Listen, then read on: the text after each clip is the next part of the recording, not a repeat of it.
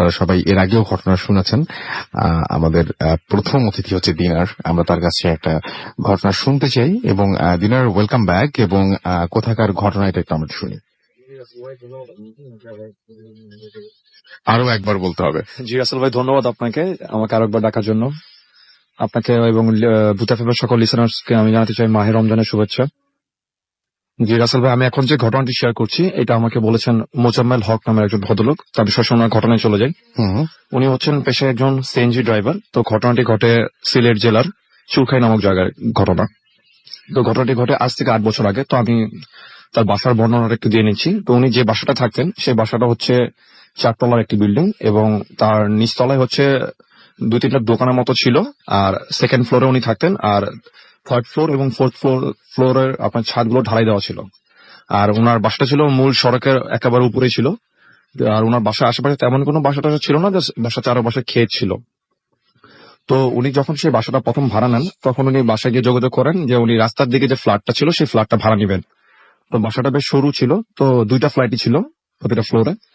তো উনি চিন্তা করলেন যে উনি রাস্তার দিকে যে বারান্দাওয়ালা যে ফ্ল্যাটটা আছে উনি এই ফ্ল্যাটটা ভাড়া নিবেন। তো উনি সেই বাসার ম্যানেজারের সাথে যোগাযোগ করেন, কজ বাসার যে ওনার ছিলেন উনি চিটাগং থাকতেন। তো উনি ম্যানেজারের সাথে কথা বলেন, ম্যানেজার ওনাকে যেটা বলেন যে ওই ফ্ল্যাটটা ভাড়া হয়ে গেছে, উনি যদি চান তাহলে পিছনের ফ্ল্যাটটা ভাড়া নিতে পারেন। তো উনি রাজি হয়ে যান, পিছনের ফ্ল্যাটটা ভাড়া নেন। তো ওনার ফ্ল্যাটে 2টা রুম ছিল। তো উনি সেখানে ওনার ওয়াইফ ওনার বাচ্চা কাচ্চা উনি থাকা শুরু করলেন। তো সপ্তাহ 2-3 একার মতো যায়, বাট ওই সামনের যে ফ্ল্যাটটা ছিল সেই ফ্ল্যাটে কারা ভাড়া থাকতেছে বা কে উনি কিছু কিন্তু দেখতে পারেন এই 2-3 সপ্তাহের মধ্যে। এটলিস্ট দেখতে পাওয়ার কথা, চলাফেরা করার সময় এটলিস্ট দেখতে পাওয়ার কথা, বাট উনি কিছুই দেখতে পাননি। তো যাই হোক, যখন রাসেল ভাই তারা ওই ফ্ল্যাটটা থাকা শুরু করলেন তো 2-3 সপ্তাহ পর থেকে তারা যেটা এক্সপিরিয়েন্স করলেন যে রাতের বেলা মনে হচ্ছে যে আপনার ওনাদের যে পাশে যে ফ্ল্যাটটা সে ফ্ল্যাটে যদি আপনার অনেকগুলো মানুষ যখন কোনো সেমিনারে একসাথে কথা বলে যেরকম সাউন্ড হবে বা হইচই করলে যেরকম সাউন্ড হবে এরকম শব্দ ওনারা শুনতে পেতেন রাতের বেলা। আর ওনারা যেটা আরো শুনতে পেতেন সেটা হচ্ছে যে ভারী কোনো আসবাবপত্র রুমের যদি ফ্লোর ঘেঁষে এক পাশ থেকে আরেক পাশে নেওয়া হয় যেরকম একটি গড়গড় গড়গড় শব্দ হবে, ঠিক এরকম একটা শব্দ আসছে। তো ওনারা পরদিন সকালবেলা সেই বাসার ম্যানেজারকে বলে যে পাশের ফ্ল্যাটে মানে কাদেরকে ভাড়া দিচ্ছেন, এরকম রাতের বেলা তো অনেক শব্দ হইচই হয় সেখানে। তো ম্যানেজার যেটা বলে যে ওখানে একজন হাজবেন্ড এন্ড ওয়াইফকে ভাড়া দেওয়া হয়েছে, আর যেহেতু রাতের বেলা তো শব্দ হয় তো হওয়ার কথা না, তো ওনারা 2জনই থাকতেন। আচ্ছা। তো যাই হোক, এভাবে চলতে লাগলো। তো একদিনকার কথা, তো মোজাম্মেল হক যিনি তখন উনি সিলেটে উনি লেটেস্ট মাইক্রোবাস চালাতেন। তো উনি বাসায় ফিরতেন রাত 11টা 11:30 এরকম লেট করে ফিরতেন। তো ওনার বউ সারাদিন বাসায় থাকতেন। তো ওনার স্ত্রী একদিন দোকান থেকে বাসায় আসার সময় সিঁড়িতে ওঠার সময় উনি দেখতেন যে সামনের যে ফ্ল্যাটটা ছিল সেই ফ্ল্যাটের দরজার সামনে একজন মহিলা দাঁড়িয়ে আছে। আচ্ছা। এবং তাকে দেখতে অনেকটা উদ্বাস্তুর মতো লাগছে, মানে মনে হচ্ছে যে পাগলের মতো কেউ একজন, উস্কো খুস্কো চুল। তো তাকে দেখে মনে হলো যে সে খুব তাড়াহুড়া করে রুমের ভিতরে ঢুকে দরজাটা লাগিয়ে দিল। তো এটা দেখার পর উনি এটাকে নর্মালি নিলেন, উনি রুমে চলে আসেন, ওনার হাজবেন্ডের সাথে ব্যাপারটা শেয়ার করেন। তো একদিনকার কথা রাসেল ভাই, তারা ঘুমিয়েছিলেন খুব ফজরের দিকে। আচ্ছা। তাদের দরজায় খুব জোরে জোরে নক হচ্ছে এবং তাদের ঘুম ভেঙে যায়। তো তারা ঘুম ভেঙে যাওয়ার পর তারা তখন দরজা খুলে বেরিয়ে দেখে যে একজন ভদ্রলোক সেখানে দাঁড়িয়ে আছেন এবং তিনি বলতেছেন যে উনি পাশের ফ্ল্যাটে থাকেন। পাশের ফ্ল্যাটে থাকেন? জি। আচ্ছা। তো উনি বলেন যে আপনারা একটু কাইন্ডলি একটু আমার ফ্ল্যাটে একটু আসেন। ওনাকে দেখে মনে হচ্ছিল উনি মানে অনেকটা ভীত সন্ত্রস্ত হয়ে পড়ছেন। তো ওনারা যখন যায়, মোজাম্মেল হক আর ওনার ওয়াইফ যখন সেই ফ্ল্যাটটা যায়, তারা গিয়ে দেখে যে ওই লোকের যে স্ত্রী তার ফাঁসি দেওয়া লাশ সেই তাদের বেডরুমের সিলিং ফ্যানের সাথে ঝুলছে। এবং রুমের এনভায়রনমেন্টটা হচ্ছে যে রুমের মধ্যে ছড়ানো ছিটানো রক্তের দাগ ছিল। আচ্ছা। তো এটা দেখার পর তারা বেশ ভয়। এটা কি মানে সবাই দেখেছে? হ্যাঁ, এটা ওনারা দেখেছেন, প্লাস বাসার যে ম্যানেজার ছিল উনিও দেখেছেন পরবর্তীতে। আচ্ছা। তো ওনারা যখন রাসেল ভাই এটা দেখলেন তো ওনারা দেখার পর বাসার ম্যানেজারকে খবর দেন। ম্যানেজার যেটা করেন যে ম্যানেজার দোকানের ভিতরেই থাকতেন। তো ম্যানেজারকে খবর দেওয়ার পর ম্যানেজার যেটা করে যে উনি পুলিশকে খবর দেয়। তো পুলিশ আসার পর সেই লাশকে সেখান থেকে নামানো হয়। তো পুলিশ এসে যথারীতি সেই লাশ নিয়ে যায় পোস্টমর্টম করার জন্য। তো পোস্টমর্টম করার জন্য যখন পুলিশ সেই লাশটি নিয়ে যায় তখন তার হাজবেন্ডকেও কিন্তু অ্যারেস্ট করে নিয়ে যায় পুলিশ। যেহেতু সুসাইড করলে তো আর রুমের এনভায়রনমেন্ট এরকম থাকার কথা না। তো ওনার হাজবেন্ডকে নিয়ে যাওয়ার পর তারা সেই রুমটা লক করে দেয় বাসার ম্যানেজার। তো ওনার হাজবেন্ডকে নিয়ে যাওয়ার পর প্রায় সপ্তাহখানেক আর কোনো কিছু হয়নি, ওই রুমটা ভাবেই তালাবদ্ধ ভাবে ছিল। তো তারপর থেকে রাসেল ভাই তারা যা এক্সপিরিয়েন্স করা শুরু করলো সেগুলো অনেকই ভয়ঙ্কর ছিল। আচ্ছা। যে রাতের বেলা এরকম হয়েছে যে তারা শুয়ে আছেন, হাজবেন্ড আর ওয়াইফ দুজন শুয়ে আছেন, কিন্তু পাশের রুম থেকে মনে হচ্ছে কোন একজন মেয়ে মানুষের আর্তনাদের চিৎকার ভেসে আসছে এরকম। আচ্ছা। তো এরকম ওনারা কিন্তু প্রায় শুনতেন। এটা কি রেগুলারই হতো? হ্যাঁ। তো প্রথম রাসেল ওনারা ভাবেন যে হয়তো রাস্তা বা বাইরের থেকে আসছে, তো বাইরে থেকেও আসার কথা না, যেহেতু নেইবার্স বলতে গেলে আশেপাশে কেউ নেই, বেশ দূরে দূরে বাসা, চারপাশে আচ্ছা। ক্ষেত। হুম হুম। তো একদিন যেটা হয় যে ওনার হাজবেন্ড মোজাম্মেল হক যিনি, উনি রাতে খুব লেট করে বাসায় ফিরেন। আচ্ছা। তখন রাত 1:30-2টা এরকম বাজে। হুম হুম। তো ওনারা হাজবেন্ড এন্ড ওয়াইফ দুজন খেতে বসে। হুম হুম। তো খেতে বসার পরে ওনারা স্পষ্ট শুনেন দুইজন একসাথে হুম হুম। যে ওনাদের পাশে যে ফ্ল্যাটটা ছিল, মনে হলো কেউ একজন দরজা খুলে বের হলো। বের হয়ে সিঁড়িতে যদি আমরা 2-3টে স্টেপ বাদ দিয়ে যদি লাফ দিয়ে উঠি যখন হুম হুম। দ্রুত, যেরকম একটা হুম। ধপাস ধপাস শব্দ হয়, ঠিক মনে হলো কেউ একজন রুম থেকে বেরিয়ে ঠিক এভাবে ছাদে চলে গেল। আচ্ছা। তো তারা খাওয়া দাওয়া করতেছিলেন এবং একটা সময় তারা আবার শুনলেন যে কেউ একজন নেমে এসে সেই রুমের ভিতরে ঢুকে দরজাটা লাগিয়ে দিল। তো তারা ভাবে যে হয়তো ভাড়া টাড়া হয়ে গেছে সেই রুমটা। তো তারা যথারীতি ঘুমিয়ে পড়েন। তো ঘুমিয়ে পড়ার পর রাসেল ভাই, তারা সকালবেলা যখন ঘুম থেকে উঠে তার হাজবেন্ড ওই ম্যানেজারকে বলে, যিনি দোকানদার ছিলেন, তাকে বলেন যে এরকম আপনারা কি এই পাশের রুমটা ভাড়া দিচ্ছেন? হুম হুম। তখন উনি যেটা বলেন, তো এটা শুনে উনি বেশ অবাক হয়ে যান। তো উনি বলেন যে এটা তো ভাড়া দেওয়া সম্ভব না, কজ আগের যারা ভাড়া ছিল সেখানে, হুম হুম। তো তাদের মালপত্র এখনো রয়ে গেছে। আচ্ছা। তাই ওনারা ওই ফ্ল্যাটটা এখনো কারো কাছে ভাড়া দিতে পারেন। ভাড়াই দেয় না এখনো হ্যাঁ। পর্যন্ত। কিন্তু ওনারা কিন্তু দিব্যি রাতের বেলা একজনের মানে সেখানে যে মানুষজন আছে সেই অস্তিত্ব যেমন টের পাওয়া যাচ্ছিল, নানান ধরনের জিনিসপত্র মনে হচ্ছিল যে ওখানে মানুষজন থাকেই, জি রাসেল ভাই, কিন্তু ওইখানে ওই ভাড়াটা মানে তার মানে আসলে কারো কেউ ছিলই কেউ না। থাকে না রাসেল ভাই, কজ ওটা তো ওই লাশ নিয়ে যাওয়ার পর থেকে ওটা লক ছিল রুমটা। একদম। আরেকটা মজার কথা হচ্ছে যে আপনার ওনারা যখন এগুলো এক্সপিরিয়েন্স করা শুরু করলেন, তো একদিন যেটা হয় সবচেয়ে ইন্টারেস্টিং ব্যাপার, যে ওনার ওয়াইফ মোজাম্মেল হক বাইরে ছিলেন। তো ওনার ওয়াইফ বিকালবেলা ঘুমিয়েছিলেন, হুম হুম। ওনার এক ছেলে এক মেয়েকে নিয়ে। তো ওনার মাগরিবের কিছুক্ষণ আগে, আধা ঘন্টা খানেক আগে ওনার ঘুম ভেঙে যায়, ওনার ওয়াইফের। হুম হুম। উনি ঘুম ভেঙে যাওয়ার পর দেখেন যে ওনার যে ফ্ল্যাটের যে মেইন গেটটা রয়েছে, মেইন দরজাটা রয়েছে, হুম হুম। সেটা খোলা। আচ্ছা। তো ওনার আসল ভাই মেইন দরজাটা হচ্ছিল আপনার উপরে যে ছিটকানি দেওয়া, হুম হুম। ওটা খোলা ছিল। তো ওনার বেবির পক্ষে, ওনার বাচ্চাদের পক্ষে কিন্তু বের হয়ে সেই ছিটকানি খুলে রুম থেকে বের হওয়ার কথা না। আচ্ছা। উনি ঘুম ভাঙার পর দেখেন যে ওনার 6-7 বছরের মেয়েটা রুমের মধ্যে নেই। আচ্ছা। রুমের মধ্যে নেই বলতে গেলে ওনার ওয়াইফ তাকে খোঁজাখুঁজি করে। প্রথমে উনি ছাদে চলে যান, যে ছাদে মানে খেলাধুলা করতে পারে। তো উনি ছাদে গিয়েও দেখলেন নেই, এবং রাস্তার নিচে নেমে ওইখানে মানে কোথায় পাননি বাচ্চাটাকে। আচ্ছা। আর আশেপাশে যেহেতু কোনো নেইবার ছিল না যে কারো বাসায় গিয়ে খেলাধুলা করবে এরকম। হুম হুম। তো ঠিক মাগরিবের আজান দিবে এমন একটা সময় রাসেল ভাই তার বেবিটা ঘরে আসে। হুম হুম। তো তার বেবিটা মেয়েটা আসার পর তার ওয়াইফ তাকে জিজ্ঞেস করে যে তুমি কোথায় ছিলে এতক্ষণ, হুম। তোমাকে আমরা তখন খোঁজাখুঁজি করলাম। তখন আসলে ভাই তার রিপ্লাইটা কিন্তু খুবই উইয়ার্ড ছিল। আচ্ছা। সে তার আম্মাকে যেটা বলে যে আমি পাশের ফ্ল্যাটের আন্টির কাছে ছিলাম। আচ্ছা। এটা কিন্তু রাসেল ভাই ফুললি কোয়াইট ইম্পসিবল, যে পাশের ফ্ল্যাটে কেউ থাকেই না তখন। সেটাই সেটাই। এটা শোনার পর রাসেল ভাই তারা বেশ ভয় পেয়ে যায় এবং তারা সিদ্ধান্ত নেয় যে তারা এই ফ্ল্যাটটা ছেড়ে দিবেন।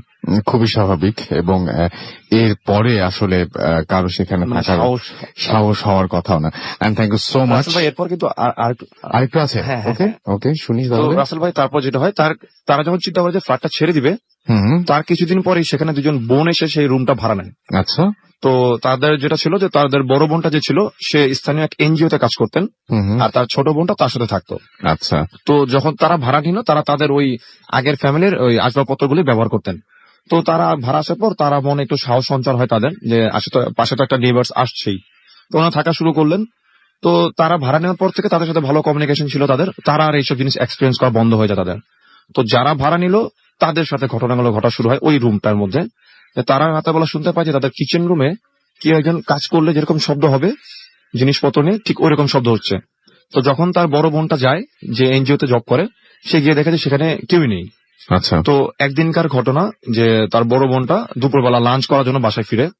তো বাসায় ফেরার পর সে অনেকক্ষণ দরজা নক টক করে, দরজার ভিতর থেকে কোনো রেসপন্স নাই। ভিতরে তার বোন ছিল। তো কোনো রেসপন্স না পেয়ে তার কাছে যে চাবিটা ছিল সেই চাবিটা দিয়ে সে রুমের দরজাটা খুলে। তো খোলার পর আসলে যেটা দেখে যে তার যে ছোট বোন ছিল রুমের মধ্যে, ঠিক আগের ফ্যামিলির মতো তারও ফাঁসি দেওয়া লাশ সেই রুমের সিলিং ফ্যানের সাথে ঝুলছে। আচ্ছা। তারা কিন্তু জানতো না যে আগে যে একটা ফ্যামিলি ছিল তাদের সাথে যে এরকম একটা ইনসিডেন্ট করছে। তো এটা দেখে মোজাম্মেল হক যে ওনার ফ্যামিলি দেখে আগের ফ্যামিলির যে মহিলাটা ছিল যার লাশ এভাবে ঝুলতেছিল, ঠিক ওনারা ভাড়া নেওয়ার পর ওনার ছোট বোনের লাশও সেম একই ভাবে ওই একই ফ্যানে। তো এটা দেখার পর আসলে ওনারা ফ্ল্যাটটা ছেড়ে দিয়ে পাশের একটা ফ্ল্যাটে, মানে পাশের একটা টিন শেড বাসা ভাড়া নেয়।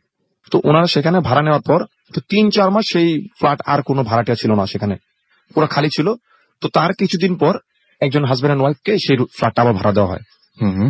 তো ওনারা পরে যেটা শুনতে পায় ওই ওনাদের মুখ থেকে, আর নিচে যে ম্যানেজার যারা ভাড়া থাকতো তারা নাকি প্রতিদিন রাতেই মনে হতো যে শুনতে পেত যে উপরে কোনো আসবাবপত্র নড়াচড়া হচ্ছে, কেউ কথা বলতেছে, ইভেন মনে হচ্ছে যে সিঁড়ি দিয়ে কেউ নেমে যাচ্ছে বাসার উপর থেকে। তো থার্ড যে ফ্যামিলিটাকে ভাড়া দেওয়া হয়, তার হাজব্যান্ড এন্ড ওয়াইফ ছিল।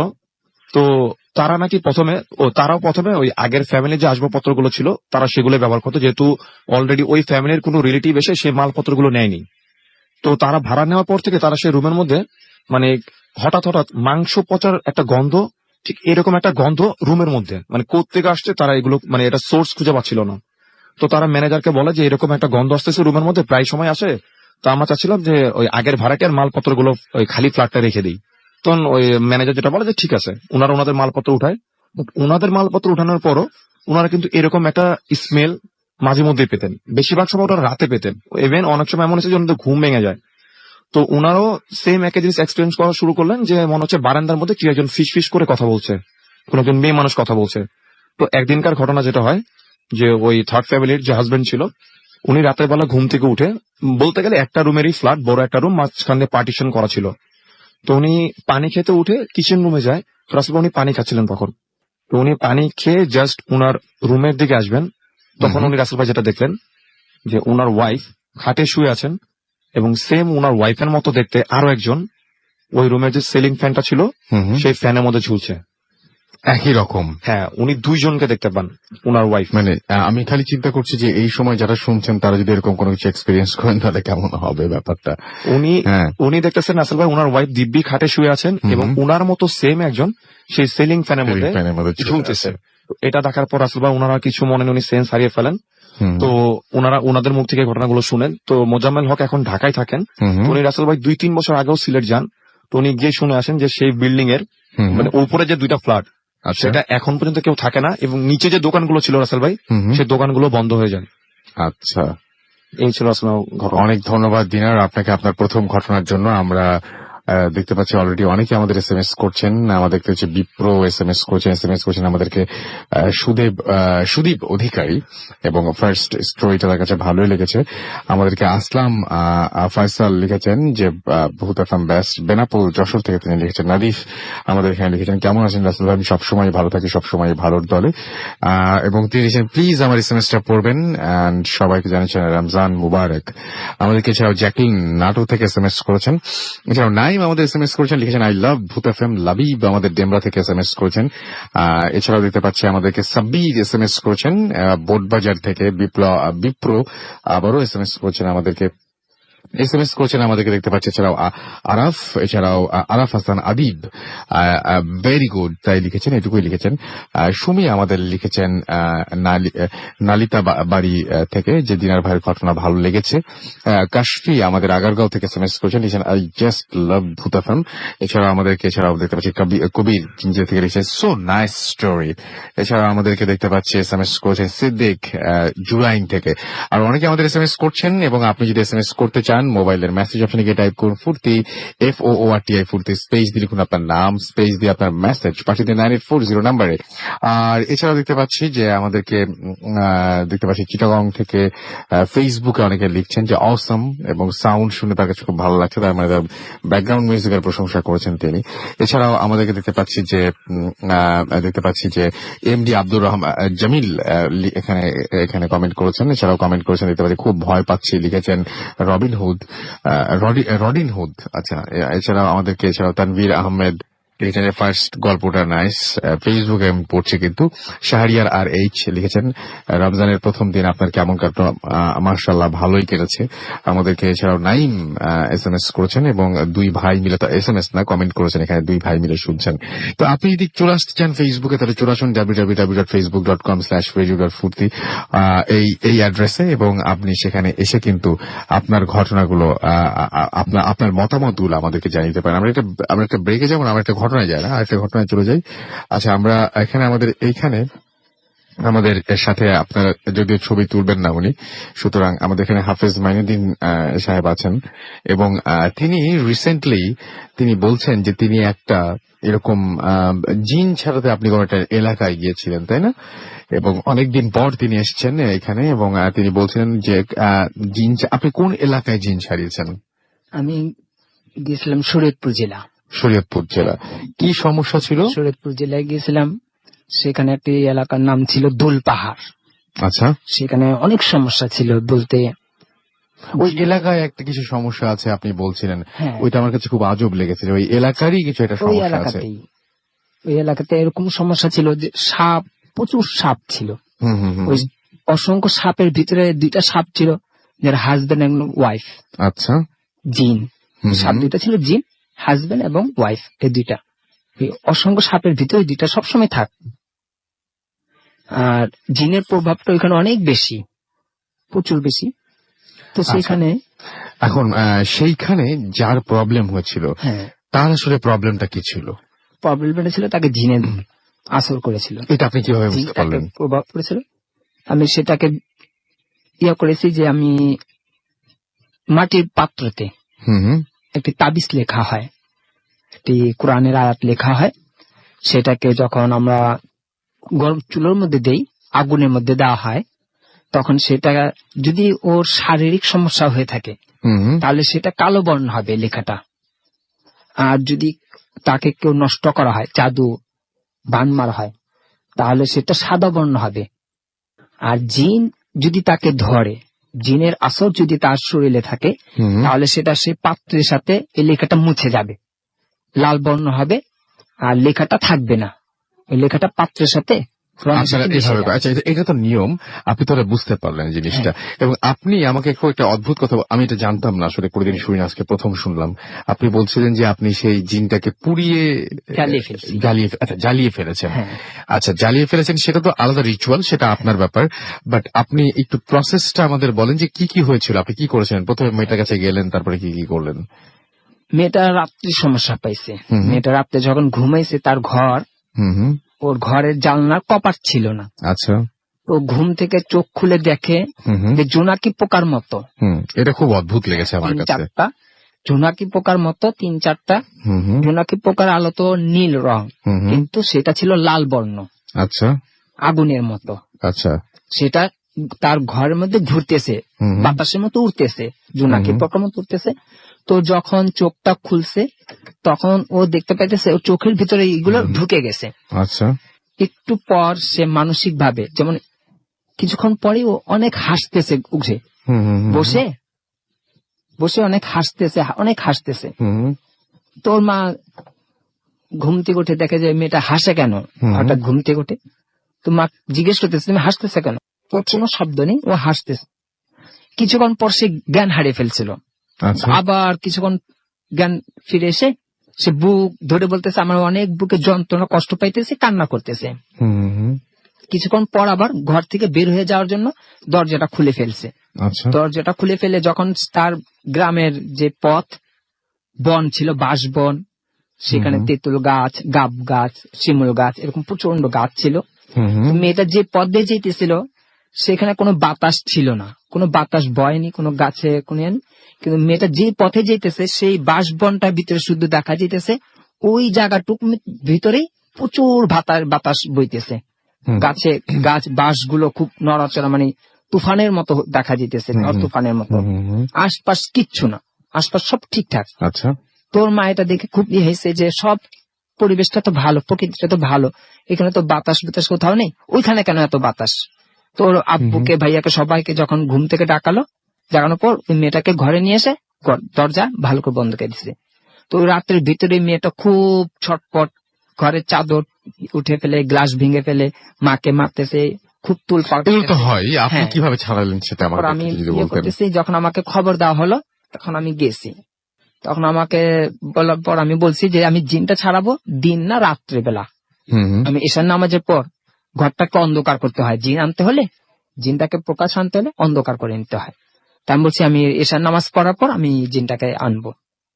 তো যখন বসার পর ওই মেয়েটার দুইটা হাত, মাথার মধ্যে দুই পাশ, ডান এবং বাম পাশ আমি চেপে ধরি। চেপে ধরার পর আমি যে তদবির, যে দোয়াটা পড়া হয়, সেটা আমি জিনকে উপস্থিত করার জন্য, তা আমি যখন এটা পড়ি, কিছুক্ষণ ছিল, আসতো না পরে অনেকক্ষণ পরে যখন আসছে, তখন এমন অবস্থা, মেয়েটা প্রচুর চিৎকার দিতেছে, অনেক জোরে জোরে চিৎকার পারতেছে, এবং তার গলার স্বর পাল্টে গেছে, রগ গুলো ফুলে গেছে মাথার যে, তার রগগুলো খুব ফুলে। তো আমি দেখতেছি যে এটা আর 5 মিনিট কিছুক্ষণ সময় যদি আমি তাকে ধরে রাখি সে বাঁচবে না, আচ্ছা ও মারা যাবে। আচ্ছা আমার পুরো শরীর যেমন খুব গরম হয়ে গেছে, ওর অবস্থা অনেক খারাপ, চিৎকার পারতেছে। তো আমি দেখতেছি আর কিছুক্ষণ যদি আমি ওকে এভাবে রাখি ও বাঁচবে না, ওকে মেরে ফেলবে। আচ্ছা, সাথে সাথে আমি সেই জিনটাকে জ্বালিয়ে ফেলি। সেই কারণেই আপনি জ্বালিয়ে ফেলেছেন হ্যাঁ। জিনটাকে। যে ওকে তো বাঁচানো সম্ভব হবে না, আমি এবং তারপরে নিশ্চয়ই মেয়েটা সুস্থ সুস্থ হয়েছে। হয়েছে। তো যাই হোক, থ্যাংক ইউ সো মাচ। আমি এটাই বলছিলাম যে একটা মানে আমি এটা প্রথম শুনলাম, আমি জানি না যে আপনারা অনেকে হয়তো শুনতে চান। আমাকে তার আগে একটু আপনারা প্লিজ ফেসবুক এবং SMS এর মাধ্যমে জানিয়ে দিবেন যে আপনারা শুধু কি গল্পই শুনতে চান নাকি এই ধরনের বিষয়গুলো আপনাদের বেশ আকর্ষণ করে। যেমন আমি আজকে খুব শুনে অবাক হয়েছি, আমি জীবনে প্রথম শুনলাম এরকম যে জিন জ্বালিয়ে দেওয়া যায়। সো অনেকে আবার বলছেন যে ভয়ের ঘটনা চান, আমি দেখতে পাচ্ছি যে আবার অনেকে প্রশংসা করেছেন বেশি। একজন দেখলাম যে ওর মধ্যে বলে যে ভয়ের ঘটনা শুনতে চান। তো আমার কাছে মনে হয় যে আপনারা যদি ভয়ের ঘটনা শুনতে চান, আছেই তো, ভয়ের ঘটনা বলতেই পারি একটার পর একটা আমরা, কিন্তু মাঝে মাঝে এরকম ধরনের কোনো ইনফরমেশন বা এরকম ধরনের নতুনত্ব বা এরকম ধরনের নতুন কোনো কিছু যদি জানতে পারেন তাহলে সেটা কেমন হয় সেটা আমাদের অবশ্যই SMS করে জানাবেন আমাদের ফেসবুক পেজে। আমরা অনেক খুশি হব এবং আমরা আপনাদের SMS নিয়ে সবকিছু নিয়ে ফিরে আসছি জাস্ট একটা ছোট্ট বিরতির পরে। এবং বিরতির পর্যন্ত আশা করছি আমাদের সঙ্গেই থাকবেন। সারাদিন রমজান মাস চলছে, রোজা রেখেছেন, অনেক ক্লান্ত, তারপরে যারা এখনো পর্যন্ত আমাদের সাথে জেগে আছেন, বুঝতে পারছি কতটা ভালোবাসার জন্যই জেগে আছেন। ওকে, থ্যাংক ইউ সো মাচ আমাদের সাথে থাকার জন্য। স্টে টিউনড রেডিও ফুর্তি এন্ড ডোন্ট স্টপ দ্য ফুর্তি। ফিরে আসছি একটু পরে। The night comes alive.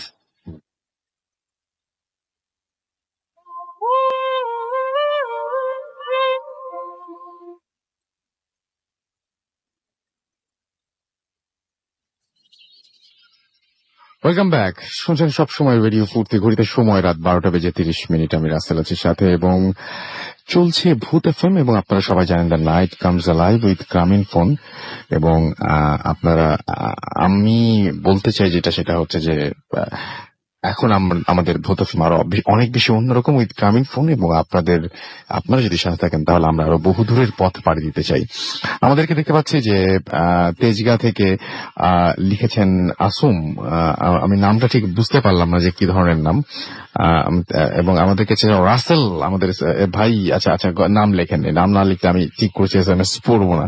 Ridwan Chittagong থেকে SMS করেছেন টঙ্গী থেকে, টঙ্গী চেরাগড়ি থেকে মহিদুল ইসলাম ভাই, আপনার নামটা আগে লিখবেন, পরে আপনার জায়গার নাম সবকিছু। ইমন শেরে বাংলা ন্যাশনাল স্টেডিয়াম মিরপুর থেকে লিখেছেন এবং আমাদেরকে লিখেছেন যে ফ্রাইডে ইজ মিনিংলেস উইদাউট ভূত FM। ওকে, আমাদেরকে শুভ্র বনশ্রী থেকে SMS করেছেন এবং এছাড়া SMS করেছেন আমাদেরকে আদিব বিলাল, আমাদের SMS করেছেন আমাদেরকে দেখতে পাচ্ছি হামিম পলাশ নরসিংদী থেকে, অর্চি আমাদের ঢাকা থেকে SMS করেছেন আমাদেরকে দেখতে পাচ্ছি। এছাড়াও কবি ফারুক খান বড়াইগ্রাম নাটোর থেকে, এছাড়াও আমাদেরকে আদিব SMS করেছেন। রাজীব এবং লোপা আমাদের SMS করেছেন রামপুরা থেকে, এছাড়া আমাদেরকে রাজশাহী থেকে second story was different than any other story, মানে সেকেন্ড যে আমি যে কথা বললাম মহিউদ্দিন ভাইয়ের সাথে সেটা কথা তিনি বলছেন আর কি। এছাড়াও তার মধ্যে আপনার নিশ্চয়ই ভালো লেগেছে, আমি পজিটিভ ধরে নিলাম। এছাড়াও আমাদেরকে সায়াম SMS করেছেন আমাদেরকে দেখতে পাচ্ছি রোমান রাজশাহী থেকে, এছাড়াও রফিক আমাদের SMS করেছেন পাপড়ি এবং ফুয়াদ ভূতের গড়ি থেকে, রেগুলারই তারা SMS করেন, আজকেও করেছেন। আপনি যদি SMS করতে চান মোবাইলের মেসেজ অপশনে গিয়ে টাইপ করুন ফুর্তি FORTI ফুর্তি, স্পেস দিয়ে লিখুন আপনার নাম, স্পেস দিয়ে আপনার মেসেজ পাঠিয়ে দিন 9840 নাম্বারে। আমাদের ইমেল করতে চাইলে প্রতি সপ্তাহে আপনাদের ইমেইলের কারণে আমরা ফিরে আসতে পারি নতুন নতুন সব ঘটনা নিয়ে। সুতরাং আপনারা যদি আমাদের ইমেল করতে চান তাহলে আমাদের ইমেল অ্যাড্রেস হচ্ছে bhutfm@radiofurti.fm। আপনারা সবাই জানেন, তারপরেও জানিয়ে দিলাম। এবং এই অ্যাড্রেসে আপনি নাম, ঠিকানা এবং ফোন নাম্বার সহ আপনার জীবনে ঘটে যাওয়া আপনার জানা সেরা ঘটনাগুলো লিখে পাঠিয়ে দিন আমাদের কাছে। ঘটনার শুরুতে অবশ্যই উল্লেখ করুন যে ঘটনাটি আপনি স্টুডিওতে এসে শেয়ার করতে চান নাকি আপনি চান যে আপনার ঘটনাটা আমরা পড়ে শোনাই। আর যারা দেশের বাইরে রয়েছে তারা তো চাইলে আপনারা সরাসরি ইমেইলের মাধ্যমে মানে রেকর্ড করে অডিও ক্লিপই আমাদের পাঠাতে পারেন, অর্থাৎ আপনার যে ঘটনাটা সেই ঘটনাটা রেকর্ড করে অডিও ক্লিপটি পাঠিয়ে দিতে পারেন আমাদের কাছে। এনিওয়েজ, চলে যাব আমরা পরের ঘটনায়। এবং পরের ঘটনাটি অবশ্যই একটা ইমেল। আমার গত সপ্তাহে, আজকেও শরীর খারাপ, বাট গত সপ্তাহে আরো বেশি খারাপ ফিল করছিলাম যখন আমি স্টুডিওতে ছিলাম। আপনাদের দোয়ায় আজকে তার চেয়ে একটু বেটার। দোয়া করবেন যেন সব পুরোপুরি সুস্থ হয়ে উঠতে পারি এবং আপনাদের কাছে বারবার ফিরে আসতে পারি নতুন নতুন সব ঘটনা নিয়ে। সো এখন যেই এটা দেখছি, আমার মনে হয় আজকের ইমেলটা আমি চেষ্টা করলে পড়তে পারবো। চেষ্টা করি একটু পড়ার। লিখছেন, প্রিয় রাসেল ভাই, জানি ভালো আছেন। ভূত এফএম শুধু একটা ভয়াবহ প্রোগ্রাম তা নয়, এটা মানুষের জীবনের অদ্ভুত অভিজ্ঞতা শেয়ার করার জায়গা। এটা বিশ্বাস অবিশ্বাসের ঊর্ধ্বে, যে কথা সবাইকে বলা যায় না। যাই হোক, ঢাকায় একটি পুরনো বাসায় আমি থাকি। আমাদের বাড়িতে 8টি ঘর, মানুষ এখন মাত্র 2 জন, আমি, আমার মা। আমি যখন ছোট ছিলাম গিটারের প্রতি আমার খুব আকর্ষণ ছিল, কিন্তু সবাই এই কথা শুনলেই রেগে যেত। আমাদের বাড়ির সবচেয়ে বেশি দক্ষিণে থাকতেন আমার দাদু। ওই ঘরের কারোর ওপর ওই ঘরের ওপরে ছিল একটা পুরনো গিটার, এবং সেটার প্রতি আমার তুমুল আকর্ষণ। সে কারের ওপরে মানে হচ্ছে অন্য কিছু একটা হতে পারে, ওই ঘরে কারের উপরে ছিল একটা পুরনো গিটার এবং সেটার প্রতি আমার তুমুল আকর্ষণ। দাদু অফিসে চলে গেলে আমি খাটের ওপর দাঁড়িয়ে গিটারের জং ধরা 2-3টা তারে হাত বুলাতাম। অদ্ভুত সুন্দর শব্দ হতো। একদিন মা দেখে ফেলে আমাকে ভীষণ বকা দিলেন। আমি বুঝলাম না গিটার বাজালে কি সমস্যা। দাদু মারা যাবার পর ওই ঘর তালা বন্ধ থাকতো। আমি প্রায়ই ওই ঘরে গিটারের টুংটাং শব্দ পেতাম। একদিন বাড়ির সবাই দাওয়াত খেতে গেছে ঢাকার বাইরে, কিন্তু আমি অঙ্ক পরীক্ষার অজুহাতে বাসায় থেকে যাই। আসল কারণটা ছিল দাদুর ঘরে গিয়ে গিটারটা দেখা। চাবির গোছা আমার কাছে ছিল। দাদুর রুম খুলতেই একটা গরম বাতাস এসে গায়ে লাগলো। আমি অস্থির হয়ে গিটারটা খুঁজলাম, পেলাম না কোথাও। ভাবলাম এতদিন তাহলে গিটারের শব্দ কিভাবে পেতাম। ভয় পাওয়ার কথা ছিল, কিন্তু আমার মনটাই খারাপ হয়ে গেল। যখন ঘর থেকে বের হতে যাব ঠিক তখনই গিটারের শব্দ শুনলাম। খাটের নিচ থেকে শব্দ আসছে। নিচু হয়ে তাকাতেই দেখি আমার জেঠু গিটারটা নিয়ে বসে আছে। আমি অজ্ঞান হয়েছি কখন মনে নেই। জ্ঞান ফেরার পর সবাই জিজ্ঞেস করলো আমি ওই ঘরে কি করছিলাম। আমি ভয়ে ভয়ে বললাম গিটার খুঁজতে গিয়েছিলাম। মা বলল আমি জানতাম তোর কোনো মতলব আছে বাসায় থাকার। ওই পুরনো গিটার অনেক আগেই ফেলে দিয়েছি। মার কথা শুনে আমি অবাক হলাম না, কারণ এর চেয়েও অবাক ঘটনা ঘটে গেছে আমার সাথে। আমার জেঠুর আমার জন্মের আগেই মারা যান অপমৃত্যুতে। আমি শুধু তাকে ছবিতেই দেখেছিলাম, তার প্রিয় গিটার হাতে। সেই থেকেই আমার গিটারের প্রতি আকর্ষণ। সেদিন চোখের সামনে হয়তো আমি হ্যালোসিনেট করেছিলাম। যাই হোক, সেই ঘরে এখন আমি থাকি। দক্ষিণ দিকটা পুরোই জঙ্গল। বাড়ির উঠোনটা দেখা যায়। আমার ঘর থেকে একটি তুলসী গাছের বেদি, একটা বিশাল আম গাছ, তারপর ঢাকা শহরের জনশীর্ণ বয়ে যাওয়া একটা খাল। জেঠুর একটা ডায়েরি খুঁজে পাই। অদ্ভুত ব্যাপার, আমার জন্ম তারিখটা 13 সেপ্টেম্বর, ফ্রাইডে।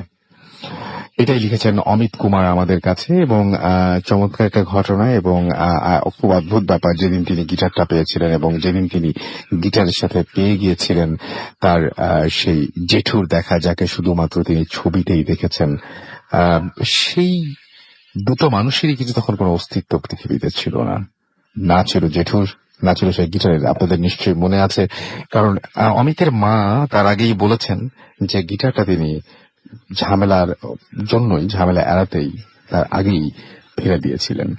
ব্যাপারগুলো এরকমই। কিন্তু আপনার কাছে কোনো সময় কি মনে হয় যে ছবির যে মানুষটাকে কোনোদিন সামনাসামনি দেখা হয়নি, সামনাসামনি যাকে দেখেননি কখনো, সেই অদেখা মানুষটি, সেই ছবির মানুষটি হুট করে আপনার সামনে এসে দাঁড়াতে পারে ঠিক এরকম অদ্ভুত ভাবে? কোনো একদিন খাটের কোনায়, খাটের নিচে, আলমারির ফাঁকে, ঘরের কোনো জায়গায়, ঘরের দেয়ালে বা দরজার কোনো একটা কর্নারে আপনি হঠাৎ করে দেখে ফেললেন ছবির সেই মানুষটিকে, যাকে শুধু ছবিতে দেখেছেন, কোনোদিন সামনাসামনি দেখেননি। কেমন হবে সেটা অবশ্যই আমাদের জানাবেন। এবং এরকম কোন ঘটনা এই অ্যাড্রেসে আমরা চলে যাব আমাদের পরবর্তী ঘটনায়। আমাদের পরবর্তী অতিথির কাছে আপনার নামটা প্লিজ একটু বলবেন, তারপরে আপনার ঘটনায় যাব। কি নাম আপনার? ভাই, আমার নাম হচ্ছে মোহাম্মদ মাহবুবুর রহমান মাহিব। আমি আসছি মগবাজার থেকে। শুনি আপনার ঘটনা। তো আমি আজকে যে ঘটনাটা শেয়ার করবো সেটা আমার সাথেই ঘটে। ঘটনাটার সময়কাল ছিল আপনার হচ্ছে আমার ইন্টার পরীক্ষার পরে। তো আমি যখন আমার এক্সাম শেষ করে আমার বাড়িতে বেড়াতে যাই, তো সেখানে যাওয়ার পরে আমার যারা ফ্রেন্ড ছিল আর কি, আমরা সবসময় আড্ডা দিতাম হচ্ছে আপনার রাতে। সেটা হচ্ছে আপনার সন্ধ্যার পরে শুরু হতো আড্ডা, দেখা যায় যে 11:30, 12টা এমন বেজে যেত আর কি। তো আমার যারা ফ্রেন্ড ছিল তাদের সবারই বাড়ি ছিল স্কুল। আমরা যেখানে আড্ডা দিতাম সেটা হচ্ছে একটা স্কুলের মাঠ।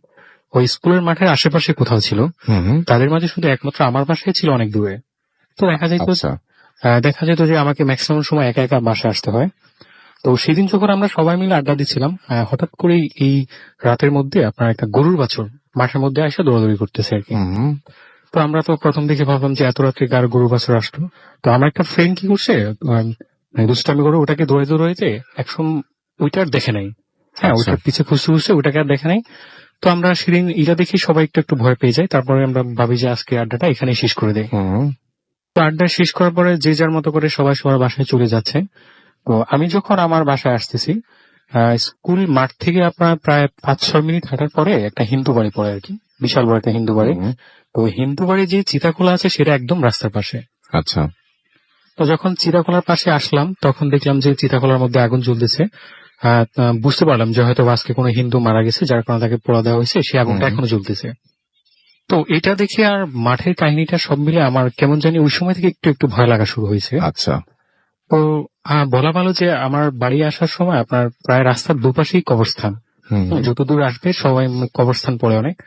তো আমি এইভাবে কিছু দূর হাঁটার পরে আপনার যখন একটা কবরস্থান ক্রস করি, হুম তো তখন আমার গায়ের মধ্যে একটা গরম হাওয়া লাগতেছে। আচ্ছা।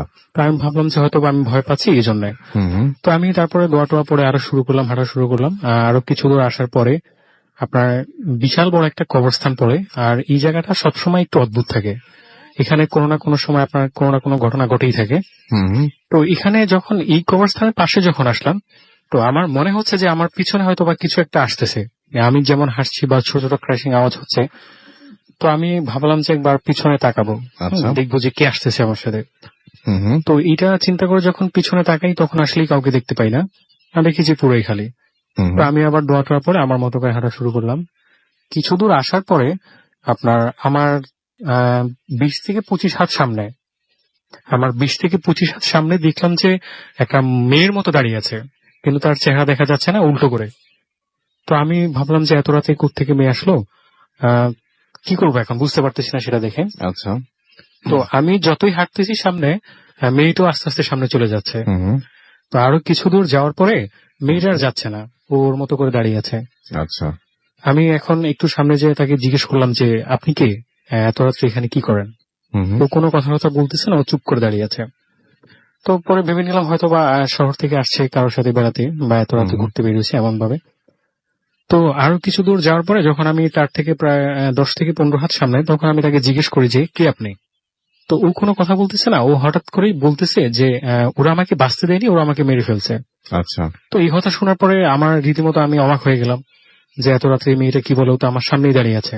হুম তো একটু পরে আমি যখন আবার জিজ্ঞেস করলাম যে আপনি কি বলছেন এগুলো, আপনি তো এখনো জীবিত, আপনাকে কে মেরে ফেলছে? হুম তো ও কোনো কথা বলে নাই, ও শুধু কি করছে, তার সামনের যে জামাটা ছিল, হ্যাঁ ওটা আলগি মানে ওটা উপরে উঠে আমাকে ওর প্যাটটা দেখাচ্ছে।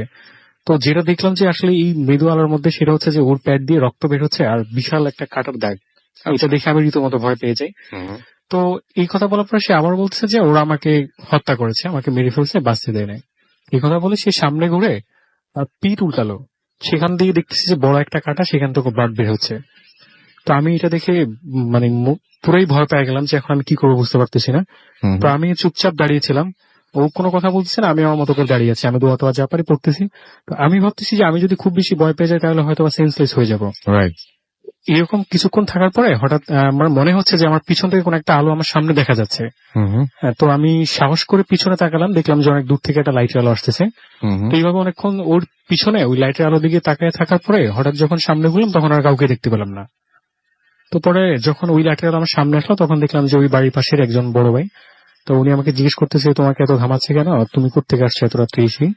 তো আমি ওনাকে বিস্তারিত কাহিনী বললাম যে এই সমস্যা এরকম হয়েছে। তো এটা শোনার পরে উনি বললো যে আমি তো অল্প কয়েকদিন আগে আসছি, এরকম কাহিনী আমিও শুনছি, আমি এখন আসলে দেখি নাই, কিন্তু এরকম শুনলাম যে এই কবরস্থানের পাশ দিয়ে যাইলে এই সমস্যাটা হয়। পরে শুনলাম এবং যারা মিস করেছেন বা যারা একটু বুঝতে পারেনি কি সমস্যাটা হয় রেগুলার মানে সবাই কি দেখেন আসলে? সবাই হচ্ছে যে যেমন একটা মর্জিন বলছে একদিন যে উনি আজান দিতে আসছেন, তো আজানের প্রায় 8 ঘন্টা আগে উনি মসজিদে আসে। তো উনি যেটা বলতেছে, উনি দেখতেছে যে একটা মেয়ে দাঁড়িয়ে আছে, উনার রাস্তার সামনে মেয়ে দাঁড়িয়ে আছে, কোনো কথাবার্তা নাই, চুপচাপ। আর যদি কেউ ওকে জিজ্ঞেস করা হয় কিছু যে আপনি এখানে কেন দাঁড়িয়ে আছেন, কোত্থেকে আসছেন, তাহলে শুধু সে একটা কথাই বলে যে ওরা আমাকে মেরে ফেলছে, ওরা আমাকে বাঁচতে দেয়নি। পরে আমি ওই বড় ভাই, আর তাছাড়া আরেকটা হচ্ছে এরকম যে উনি বললো যে উনি ওনার যে ছোট ভাই ছিল, তো ওরা এরকম রাত্রে ঘুরতো আর কি। তো একদিন ওরা দুটা ফ্রেন্ড মিলে ঘুরতেছে, তো দেখতেছে যে ওই মেয়েটাই, হ্যাঁ ওই মেয়েটাই ওই কবরস্থান থেকে রাস্তায় উঠে আসে, তো এইরকম দাঁড়িয়ে থাকে, আর যদি কেউ যায় তাহলে তাকে এরকম ভাবে মানে ভয় দেখায়, অথবা কেউ যদি জানতে চায় তাকে হুম হুম। যে কি হয়েছে আপনারা এখানে কোত্থেকে আসছেন এইসব, তাহলে শুধু একটা কথাই বলে যে ওরা আমাকে বাঁচতে দেয় না, ওরা আমাকে মেরে ফেলবে। মেরে ফেলেছে। তো পরে আমি ওনাকে জিজ্ঞেস করলাম যে এই মেয়েকে কি আসল বিষয়, পরে উনি বললো যে এই মেয়েকে কয়েকদিন আগে মার্ডার করা হয় আপনার ঢাকাতে। তো মার্ডারের পরে আপনার লাশটা নিয়ে ওখানেই কবর দেওয়া হয়, আর কবর দেওয়ার পরে আপনার ম্যাক্সিমাম সময় কেউ না কেউ এই ঘটনাটা ফেস করে। এটাই অনেক ঘটনাটা। অনেক অনেক ধন্যবাদ আপনার ঘটনার জন্য। আমাকে ছোট বিরতিতে যাব এবং বিরতির আগে আমি কিছু SMS পড়ে ফেলি। আমাদেরকে সুস্মিতা বণিক লিখেছেন যে তার কাছে ভয় লাগছে। আমাদেরকে শ্রাবণ লিখেছেন যে স্টোরিটা নাইস ছিল। আমাদেরকে দেখতে পাচ্ছি এছাড়াও শরীফ লিখেছেন বোবা ভূত নিয়ে কিছু শুনলে ভালো লাগতো। বোবা ভূত নিয়ে খুব বেশি রকমের ইমেল কেউ আমাদেরকে আনফর্চুনেটলি পাঠাননি এবং সেটা নিয়ে খুব বেশি ইন্টারেস্ট আমাদেরকে দেখাননি। সো আমাদের পর্যাপ্ত ইমেল যদি আপনারা পাঠান এবং আসলে যদি আপনারা বোবা ভূত নিয়ে যদি আসলে কোনো কথা বলতে চান বা একটা এপিসোড করতে চান, আমরা করতে পারি। আমার কাছে কোনো আপত্তি নেই, আমার অনেক ইন্টারেস্ট আছে বলা যেতে পারে। আদিব আমাদের SMS করেছেন এবং তিনি বলছেন যে টানা 3 রাত না ঘুমালে হ্যালুসিনেশন হয়। ওকে, কবির জিঞ্জিরা থেকে আমাদের SMS করেছেন আমাদের দেখছি সুকান্ত ঢাকা থেকে, এবং তিনি লিখেছেন স্টোরিটা ভালো লাগলো। রিয়া আমাদের ময়মনসিং থেকে SMS করেছেন আমাদেরকে SH ডালিম। এছাড়াও আদিব আমাদের SMS করেছেন, ডেভিল সুমন আমাদের SMS করেছেন বনশ্রী থেকে, মাসুম সাভার থেকে আমাদের SMS করেছেন, তার কাছে অনেক ভয় লাগছে। সত্যম আমাদের SMS করেছেন ফয়সাল, SMS করেছেন আমাদেরকে পুনম, এবং এছাড়াও দেখতে পাচ্ছি তানিশা ময়মনসিং থেকে আমাদের SMS করেছেন, সুস্মিতা বড়ুয়া আমাদের SMS করেছেন আমাদেরকে দেখতে পাচ্ছি লিমন। এছাড়া আমাদেরকে কাশফিয়া SMS করেছেন, হীরা মিরপুর 12 থেকে SMS করেছেন, এবং মোটামুটি ম্যাক্সিমাম মানুষই আজকে আমাদের যারা SMS করছেন প্রশংসা করছেন বলে পড়ছি না সবগুলো। আমাদেরকে খুলনা থেকে আনোয়ার এবং তার ওয়াইফ আফরেন SMS করেছেন নাজমুল। এছাড়াও আমাদেরকে কঙ্গন SMS করেছেন শাওন। লালবাগ থেকে আমাদের অন্তর SMS করেছেন আমাদেরকে বাদল সহ আরো অনেকে। আপনি যদি SMS করতে চান মোবাইলের মেসেজ অপশনে গিয়ে টাইপ করুন ফুর্তি FORTI ফুর্তি স্পেস দিয়ে লিখুন আপনার নাম, স্পেস দিয়ে আপনার মেসেজ পাঠিয়ে দিন 9840 নাম্বার। যদি আমাদের ইমেইল করতে চান, আমাদের ইমেইল অ্যাড্রেস হচ্ছে bhutfm@radiofurti.fm, which is BHWTFM@radioforti.fm। আপনার নাম, ঠিকানা এবং ফোন নাম্বার সহ আপনার জীবনে ঘটে যাওয়া আপনার জানা সেরা ঘটনাগুলো লিখে পাঠিয়ে দিন আমাদের কাছে। ছোট একটা বিজ্ঞাপন বিরতি রয়েছে এবং তারপরে রয়েছে একটা অডিও ক্লিপ, চমৎকার অডিও ক্লিপ, সুতরাং অবশ্যই শুনতে ভুলবেন না। তারপরে আবারও ফিরে আসছি, সেই পর্যন্ত আমাদের সঙ্গেই থাকুন। জানি অনেক কষ্ট হচ্ছে এবং রমজান মাস যেহেতু আমরা দারুণ দারুণ সব ঘটনা দিয়ে আপনাদেরকে জাগিয়ে রাখার একটু চেষ্টা করছি। একটা দিনই তো সব, তাই না? রাইট, ওকে।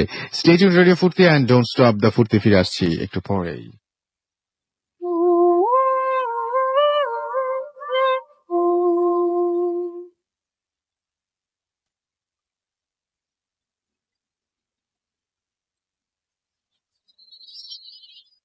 ডিয়ার লিসেনার্স, আমি সঞ্চিতা।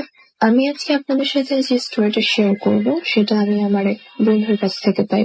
ঘটনাটা ইউরোপের একটা দেশের একটা 15 বছরের বাচ্চা ছিল।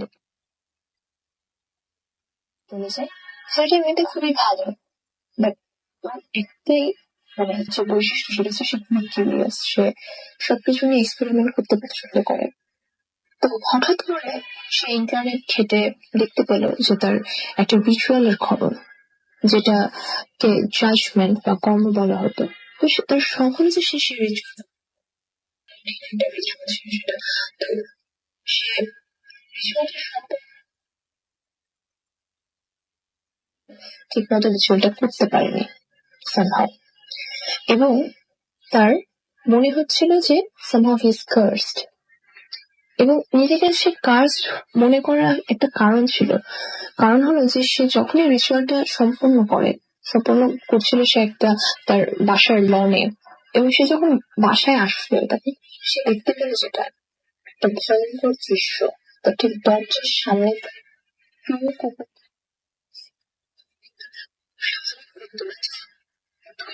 হাওয়া খাচ্ছে।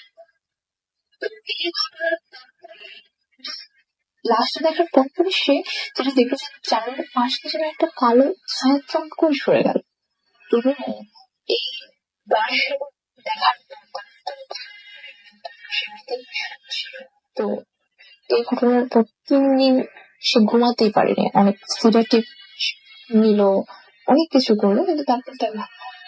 এবং ইন্টারেস্টিং পার্ট হলো সে যখনই কোনো জানালা পাশ দিয়ে সে তখন মিররের দিকে তাকাতো, তখন তার মনে হতো যেন একটা কালো ছায়া তাকে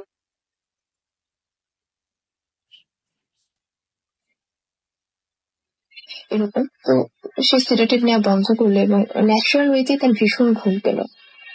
তন্দ্রা মতো আসছিল, সে just 10 মিনিট হবে তার একটা তন্দ্রা মতো ভাব আসছিল। তখন সে একটা দেখতে পেল যে চোখের সামনে হঠাৎ করে সেই ভাবটা চলে গেল এবং সে দেখতে পেল তার চোখের সামনে 5-6 বছর বয়সী একটা ছেলে আবছা বলবে তার সামনে দাঁড়ানো।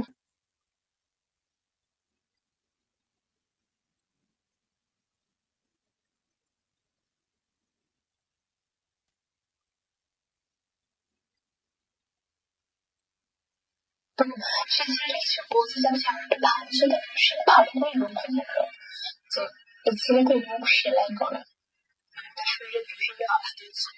এটা দেখে সে তো ভীষণ ভাবে চিৎকার করেছে। এবং ছেলেটা যে ছিল না, মানে সেটা ছিল just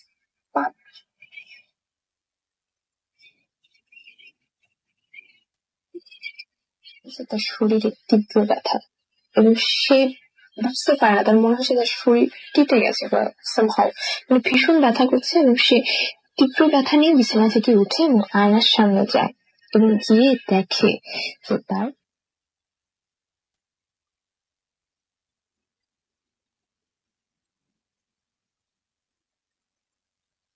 এবং সে ঠিক করে যে সে এই রিচুয়ালটা যদি আবারও করে তাহলে হয়তো ব্যাপারটা কন্ট্রোলে আসবে এবং সে এই রিচুয়ালটা ঠিক করার জন্য সে আবার ইন্টারনেট ঘাটে।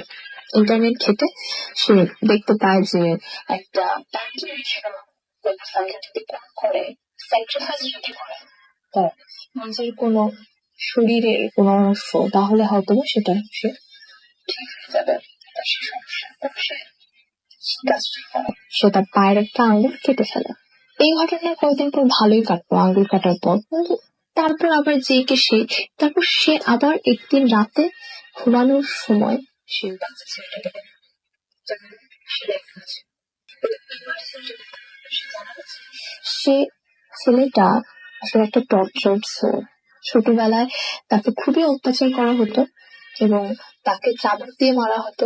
তাকে তার যে প্যারেন্টস ছিল বা তাকে যে লালন পালন করতো তারা প্রায়ই তাকে খুবই মারতো এবং সবশেষ পর্যায়ে তাকে মেরে তার সেলাই করেছে এবং তার প্রত্যেকটা ঘুরে বেড়ায় এবং খুঁজে ফেরে সে সমস্ত মানুষদের যারা মানে যাদের উপর সে প্রতিশোধ নিতে পারে। এবং এই ধরনের রিচুয়াল করলে অটোমেটিক্যালি একটা ব্ল্যাক ম্যাজিকের সৃষ্টি হয়, যেটা কিনা এই ধরনের খারাপ আত্মাকে অ্যাট্রাক্ট করে। ভয় পায়, সে আবার চিৎকার করে এবং আবার সে মানে বাচ্চাটা চলে যায় এবং ফাইনালি সে বুঝতে পারলো যে এইসব রিচুয়াল দিয়ে তার কোনো কাজ হচ্ছে না। দেন সে ডক্টরের শরণাপন্ন হয় এবং ডক্টর সব দেখে শুনে রায় দিল যে এটা একটা serious post traumatic stress disorder, insomnia.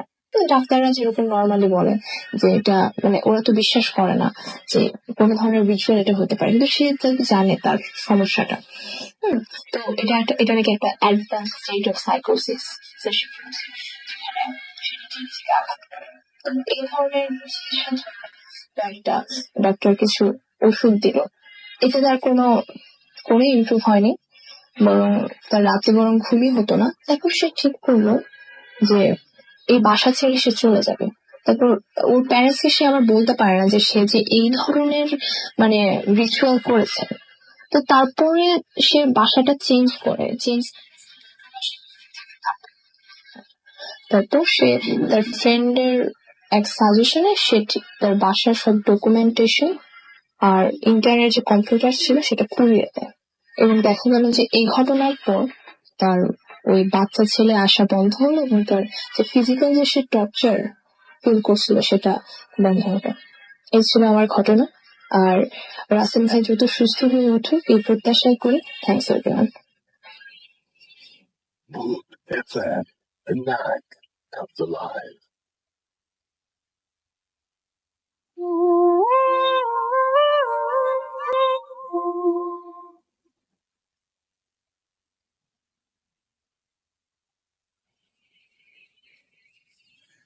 Welcome back.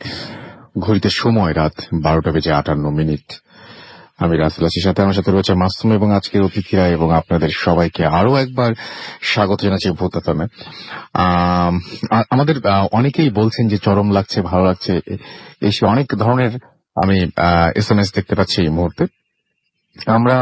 আমি একজনকে ইনভাইট করেছিলাম, যিনি এই মাত্র আমাদের স্টুডিওতে এসে পৌঁছিয়েছেন। আপনি আপনি আপনার নামটা প্লিজ একটু আগে বলবেন, তারপরে আপনার ঘটনায়।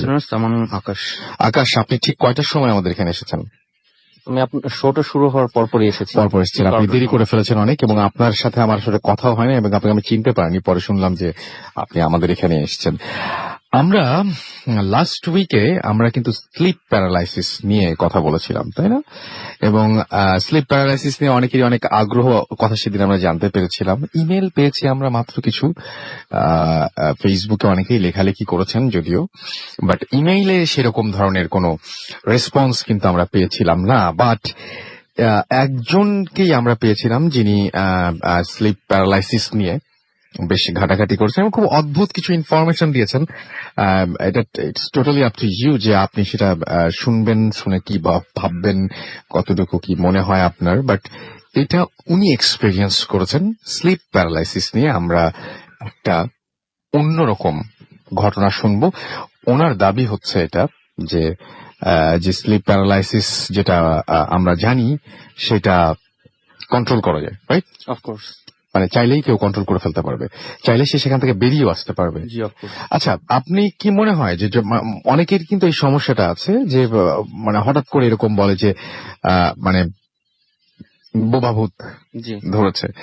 তো মানুষ আপনি বলতে চাচ্ছেন যে সেই যে সিচুয়েশনটা, সেই সিচুয়েশনে থেকে মানে বেরিয়ে আসার মতন যথেষ্ট ক্ষমতা মানুষের মধ্যে আছে, অফকোর্স সেটা আছে, প্র্যাকটিস করতে হবে এবং সেটা প্র্যাকটিস করতে হবে। ওকে, ফাইন।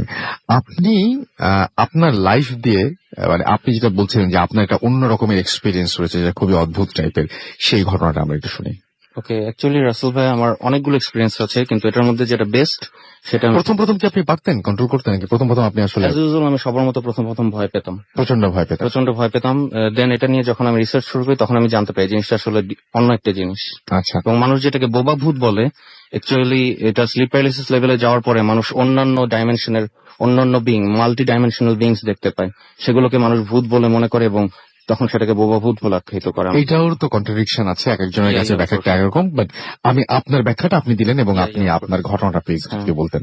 ওকে, সো অ্যাজ ইউজুয়াল আমি যেভাবে স্লিপ প্যারালাইসিস এর মাধ্যমে অ্যাস্ট্রাল প্রজেকশন আর কি আউট অফ বডি এক্সপিরিয়েন্স করি, সেভাবে একদিন করা শুরু করলাম এবং এটা আমি বলছি কারণ এটা আমার বেস্ট ঘটনা অনেক ঘটনার মধ্যে। সো আমি অ্যাজ ইউজুয়াল স্লিপ প্যারালাইসিস স্টেটে চলে গেলাম করে সকালে উঠে আর কি 10 মিনিট জেগে থেকে তারপর আবার শুতে হয় এবং নড়াচড়া করা যায় না, তখন আপনি স্লিপ প্যারালাইসিস স্টেজে চলে যাবেন। সো চলে গেলাম, তো তখন আমি আর কি নিজের মাইন্ডটাকে পুরো ফ্রেশ করে দিলাম এবং রিল্যাক্স হয়ে গেলাম যে এখন আমি আমার বডি থেকে বের হবো, আউট অফ বডি এক্সপিরিয়েন্স করবো। সো আফটার দ্যাট আমি 4 থেকে 5 সেকেন্ড ট্রাই করার পরই আমি আমার বডি থেকে বের হয়ে আসলাম এবং বডি থেকে বের হয়ে আসার পরেই আমি যেটা দেখলাম যে আমি যেই রুমে ছিলাম আমি সেই রুমে না, আমি সম্পূর্ণ একটা ডিফারেন্ট রুমে এবং ডিফারেন্ট ডাইমেনশনে চলে গিয়েছি এবং রুমটা খুবই বড় এবং এটা বলতে হবে যে একটা প্যালেসের ভিতর যদি একটা রুম থাকে, মাস্টার বেড, প্যালেসের ভিতরে মাস্টার বেড আর কি, খুবই বড় এবং খুবই লাক্সারিয়াস একটা রুমের মধ্যে আমি দেখলাম নিজেকে। তারপর আমি ওখান থেকে বাইরে তাকালাম, বাইরে তাকিয়ে দেখলাম যে গাছপালার পাতার কালার টোটালি ডিফারেন্ট, সবুজ, but it's indescribable, still different. And যে সূর্যের আলোর যে কালারটা ছিল সেটা ছিল গোল্ডেন। সো দেন আমি আস্তে আস্তে আগিয়ে আমি দরজায় হাত দিলাম এবং দরজাটা খুললাম। দরজা খুলে আমি বাইরে যেটা দেখলাম যে অ্যাকচুয়ালি প্যালেস আর কি, বিশাল বড় একটা বাসা এবং একটা সিঁড়ি আপনার আর কি গোল হয়ে নিচের দিকে নেমে গেছে। তো তখন আমি আগেও আমি শুনেছি যে স্লিপ প্যারালাইসিসের মাধ্যমে আপনি আউট অফ বডিতে গেলে আপনি উঠতে পারবেন, ফ্লাই করতে পারবেন, ফ্লোট করতে পারবেন। সো আমি আমার বডির সামনের পার্টটা বেন্ড করে পাটা সোজা করে দিলাম, তখন আমি ফ্ল্যাট হয়ে একদম সোজা হয়ে উড়া শুরু করলাম। তখন আমি সেখান থেকে ফ্লোট করে আর কি সিঁড়ি দিয়ে, আসলে কিন্তু আপনার শরীরটা ওইখানেই শুয়ে আছে, আমার ফিজিক্যাল বডি আমার যে আপনার রুমের মধ্যে আমার রুমে শুয়ে আছে, কিন্তু আমার অ্যাস্ট্রাল বডি যেটাকে বলে, অ্যাস্ট্রাল বডিটা আমার বাইরে এবং ওইটাই আমি এক্সপিরিয়েন্স করছি। এবং আমার থার্ড আই ওপেন সেই মুহূর্তে। সেই কারণে আমি থার্ড আই দিয়ে এগুলো দেখছি, কারণ আমার ফিজিক্যাল আই কিন্তু ক্লোজড। সো তখন আমি ওই সিঁড়ি দিয়ে আস্তে আস্তে ফ্লোট করে নিচের দিকে গেলাম এবং নিচের দিকে গিয়ে মেইন গেটটা দেখলাম। মেইন গেটটা দেখে আমি তখন ভাবলাম মেইন গেটটাকে আমি টাচ করবো না, এটা থ্রু দিয়ে যাব, কারণ আউট অফ বডিতে আপনি একটা জিনিস টাচও করতে পারেন, আবার আউট অফ বডিতে আপনি একটা জিনিস টাচও করতে পারেন, আবার থ্রু দিয়েও যেতে পারেন। সো আমি চিন্তা করলাম যে আমি এবার দরজাটা থ্রু দিয়ে যাবো, এবং দরজাটার থ্রু দিয়ে যাওয়ার পরে আমি বাইরে যেটা দেখলাম যে বাইরের ভিউটা এত জোস আর কি, এত সুন্দর আর কি, এটা ভাষায় প্রকাশ করার মতো না। তো আমি ট্রাই করি। একটা বন, একটা জঙ্গল বা একটা বাগানকে মানুষ বড় বড় গাছপালা দিয়ে যদি অর্গানাইজড ওয়েতে সাজায়, সেটাকে যদি জঙ্গলের মতো দেখা যায় যেরকম লাগবে সেরকম। এটা তাও এক্সপ্লেনেশনটা হলো না, কিন্তু এর চেয়ে বেশি আমি বলতেও পারছি না। সো তারপরে আমি এবং ওই গাছপালা এবং ফুল ফল যা ছিল ওগুলো একটাও এই পৃথিবীতে আমি আজ পর্যন্ত দেখিনি, মনে হয় কেউই দেখে নাই, অ্যাটলিস্ট এই ফিজিক্যাল ওয়ার্ল্ডে। সো আমি এগুলো দেখলাম, দেখার পরে আমি সেটার থ্রু দিয়ে ওরা শুরু করলাম। মাঝখান দিয়ে একটা পথ চলে গেছে সেই বাগানের। সো আমি মাঝখান দিয়ে ওরা শুরু করলাম, উঠছি, আপনি অনেক কিছু দেখছি আশেপাশে, বিভিন্ন ধরনের গাছপালা, ন্যাচারাল ভিউ, এবং আকাশের উপরে আমি দেখতে পাচ্ছি যে অন্য ধরনের প্ল্যানেটও দেখা যাচ্ছে। ভিউ চেঞ্জও হয় মাঝে মাঝে, একবার তাকিয়ে দেখে এটা, একবার তাকিয়ে দেখে ওঠা। যাই হোক, তো আগাচ্ছি, হঠাৎ করে সামনে দেখলাম যে ইলেকট্রিক ডিস্কের মতো কিছু কয়েকটা জিনিস। তো ইলেকট্রিক ডিস্কের মতো কয়েকটা জিনিস, এবং এগুলো একটা পেয়ার, একটার মুখোমুখি হয়ে আছে আপস অ্যান্ড ডাউন স্টাইলে, একটা উপরে একটা নিচে, এবং মাঝখানে ইলেকট্রিক লাইনটা এরকম যে বিদ্যুৎ বজ্রপাত হলে যে আমরা যে বিদ্যুৎটা দেখি না, ওরকম ইলেকট্রিক লাইন প্রত্যেকটা ডিস্কের পেয়ারের মাঝখানে। সো আমি ভাবলাম, আমি শুনেছি যে আউট অফ বডিতে থাকলে পেইন ফিল হয় না। সো আমিও ফুল কনফিডেন্স নিয়ে ওটার ভিতর দিয়ে চলে গেলাম। ভিতর দিয়ে যাওয়ার সময় তখন আমার মনে হলো সামথিং সাকড মি ইন। সো এটা মানে হলো যে কিছু একটা জিনিস আমাকে টান দিয়ে নিয়ে যাচ্ছে, আমি ফিল করছি আমি উপর দিকে চলে যাচ্ছি, আর আমি নিজেকে আর কন্ট্রোল করতে পারছি না।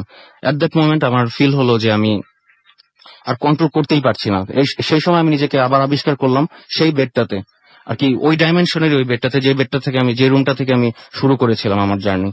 তো ওখানে আমি নিজেকে পেলাম, এবং তারপর আমি নিজেকে কন্ট্রোল করতে পারলাম না। তারপর আমি ফিজিক্যাল আই খুলে আমি ব্যাক করলাম আমার বডিতে। এটাই ছিল আপনার ঘটনা, রাইট? এখন ব্যাপারটা হচ্ছে কি যে আমি নিজে কোনোদিন এরকম ধরনের কোনো কিছু এক্সপেরিয়েন্স করিনি, যেটাকে আমরা বলি স্লিপ প্যারালাইসিস। সেরকম ধরনের ঘটনা ঘটেছে, এবং আমি আপনাদের অনেকের মতোই আমি ভয়ই পেয়েছি, এবং আমি সেই মুহূর্তে সেই জায়গা থেকে বেরোতে পারিনি। হয়তো কেউ, আমার মা বা আমার ফ্যামিলি মেম্বারদের কেউ হয়তো সেই সময় ঘরে পৌঁছেছেন, বা আমি হয়তো কাউকে টাচ করার পরে তারপরে হয়তো সেখান থেকে ফিরে এসেছি। আমার কাছে ব্যাপারটা এইরকমই। আপনার নামটা আরেকবার একটু বলবেন আমাদেরকে? আকাশ যে ঘটনাটা বললেন, সেই ঘটনাটা হতে পারে আপনার, মানে আমি আকাশ এটা মানবেন না, বাট আপনি কিন্তু বলতেই পারেন যেটা পুরোপুরি একটা ড্রিম ছিল। বলতে পারে তো, মানে যে কেউ চাইলে তো বলতেই পারে, তাই না? যদি মানে রাইট, সেটাই। কেউ বলতে পারেন যেটা পুরোপুরি হ্যালুসিনেশন ছিল, কেউ বলতে পারেন যে না, এরকম ধরনের কোনো ডাইমেনশনে মানুষের পক্ষে যাওয়াই সম্ভব না, কেউ বলতে পারেন যে পুরো ব্যাপারটাই সত্যি, কেউ বলতে পারেন যে না, এইখানে আসলেই বোবা ভূত বলে একটা ব্যাপার রয়েছে, কেউ বলতে পারেন যে না, আসলে ব্যাপারটা এরকম কিছুই না, শোয়ার দোষে পুরো ব্যাপারটা এরকম হয়। সো আপনাদের ওপরেই সবকিছু, বাট আপনাদের সাথে ঘটনাগুলো কিন্তু ঘটেছে। যেমন আমরা ঘটনা ঘাটতে ঘাটতে হঠাৎ করে এরকম একটা অদ্ভুত ঘটনা পেয়ে গেছে, এবং যা মানে আকাশের ঘটনাটা তো আমি বলবোই যে আরো অনেকের সাথে একেবারেই মেলে না, পুরো অন্যরকম একটা জিনিস এবং অন্যরকমের একটা ঘটনা, যে ঘটনা সম্পর্কে আমার নিজেরও কোনো আইডিয়া ছিল না। সো ঘটনাটা একটু অন্যরকম ছিল। আশা করছি যে আপনাদের অনেক ভালো লেগেছে। আমি কিছু SMS পড়ি, এবং আমি তারপরেই আমাদের পরবর্তী অতিথির কাছে যাব এবং তার কাছ থেকে আরো একটা ঘটনা শুনবো। আমাদেরকে দেখতে পাচ্ছি যে ঘটনাগুলো আজকে মজার লাগছে, লিখেছেন লেগো। এছাড়াও তপু আমাদের লিখেছেন তিনি, এবং সিথি ভূত FM শুনছেন, দারুণ লাগছে। ঋষাদ ময়মনসিং থেকে আমাদের SMS করেছেন, এবং আমাদেরকে এছাড়াও রাজু SMS করেছেন আমাদেরকে জীবন চট্টগ্রাম থেকে, রাইসা গ্রিন রোড থেকে আমাদের SMS করেছেন, এবং আমাদেরকে SMS করেছেন তিনি। ব্যাপার যেটা বললেন, রাইসা বললেন যে আকাশের ব্যাপারটা তিনি একেবারেই তার কাছে বিশ্বাসযোগ্য মনে হয়নি। আমি সেটাই বললাম যে কেউ কিন্তু বলতেই পারেন যে পুরো ব্যাপারটাই হয়তো ড্রিম ছিল, কেউ বলতে পারেন যে পুরো ব্যাপারটাই একেবারেই অন্যরকম ছিল। আমাদেরকে এছাড়াও দেখতে পাচ্ছি পলাশ আমাদের এসএমএস করেছেন আমাদেরকে সোহেল পান্না আমাদের এসএমএস করেছেন ময়মনসিংহ থেকে। এছাড়া আমাদের এসএমএস করেছেন দেখতে পাচ্ছি আরিফ, এছাড়া আমাদের এসএমএস করেছেন আরিফ মিরপুর 11 থেকে এসএমএস করেছেন। সানি আমাদের এসএমএস করেছেন, তিমাত আমাদের এসএমএস করেছেন, তাজবিদ আমাদের এসএমএস করেছেন, রিয়া আমাদের এসএমএস করেছেন আমাদেরকে তাহসিন, পুনম সহ আরো অনেকে। আমি একটু আগে যে আকাশ সেখানে জয়েন করেছেন, আকাশের ছবিটা আমরা দিতে পারিনি কারণ উনি সবার পরে এসছেন, মাত্র 3 জনের ছবি দেওয়া আছে। আমাদের ফেসবুক পেজে গিয়ে আপনি সেই 3 অতিথিকে দেখতে পারেন এবং তাদের কার ঘটনা ভালো লাগছে সেটা জানাতেও পারেন। আমাদের ফেসবুক অ্যাড্রেস হচ্ছে www.facebook.com/radiofuর্তি। আপনি সেখানে গিয়ে লাইক দিয়ে কমেন্টও করতে পারেন। আপনাদের সারা সপ্তাহ জুড়ে আপনাদের জন্য আমি আছি সেই কমেন্টগুলো পড়ে দেখার, সেগুলো খোঁজ নেওয়ার যে কোন গল্পটা আপনার কাছে ভালো লেগেছে, কোন ঘটনাটা আপনার কাছে ভালো লাগেনি।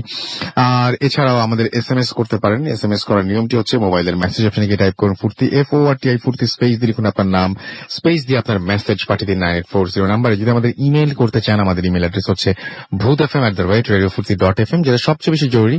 এবং আশা করছি যে এইখানে আপনারা আপনাদের জানা সেরা ঘটনাগুলো পাঠিয়ে দেবেন আমাদের কাছে এবং অবশ্যই ঘটনা পাঠানোর সময় উল্লেখ করবেন যে এই ঘটনাটি আপনি স্টুডিওতে এসে শেয়ার করতে চান নাকি আপনি চান যে আপনার ঘটনা আমরা পড়ে শোনাই।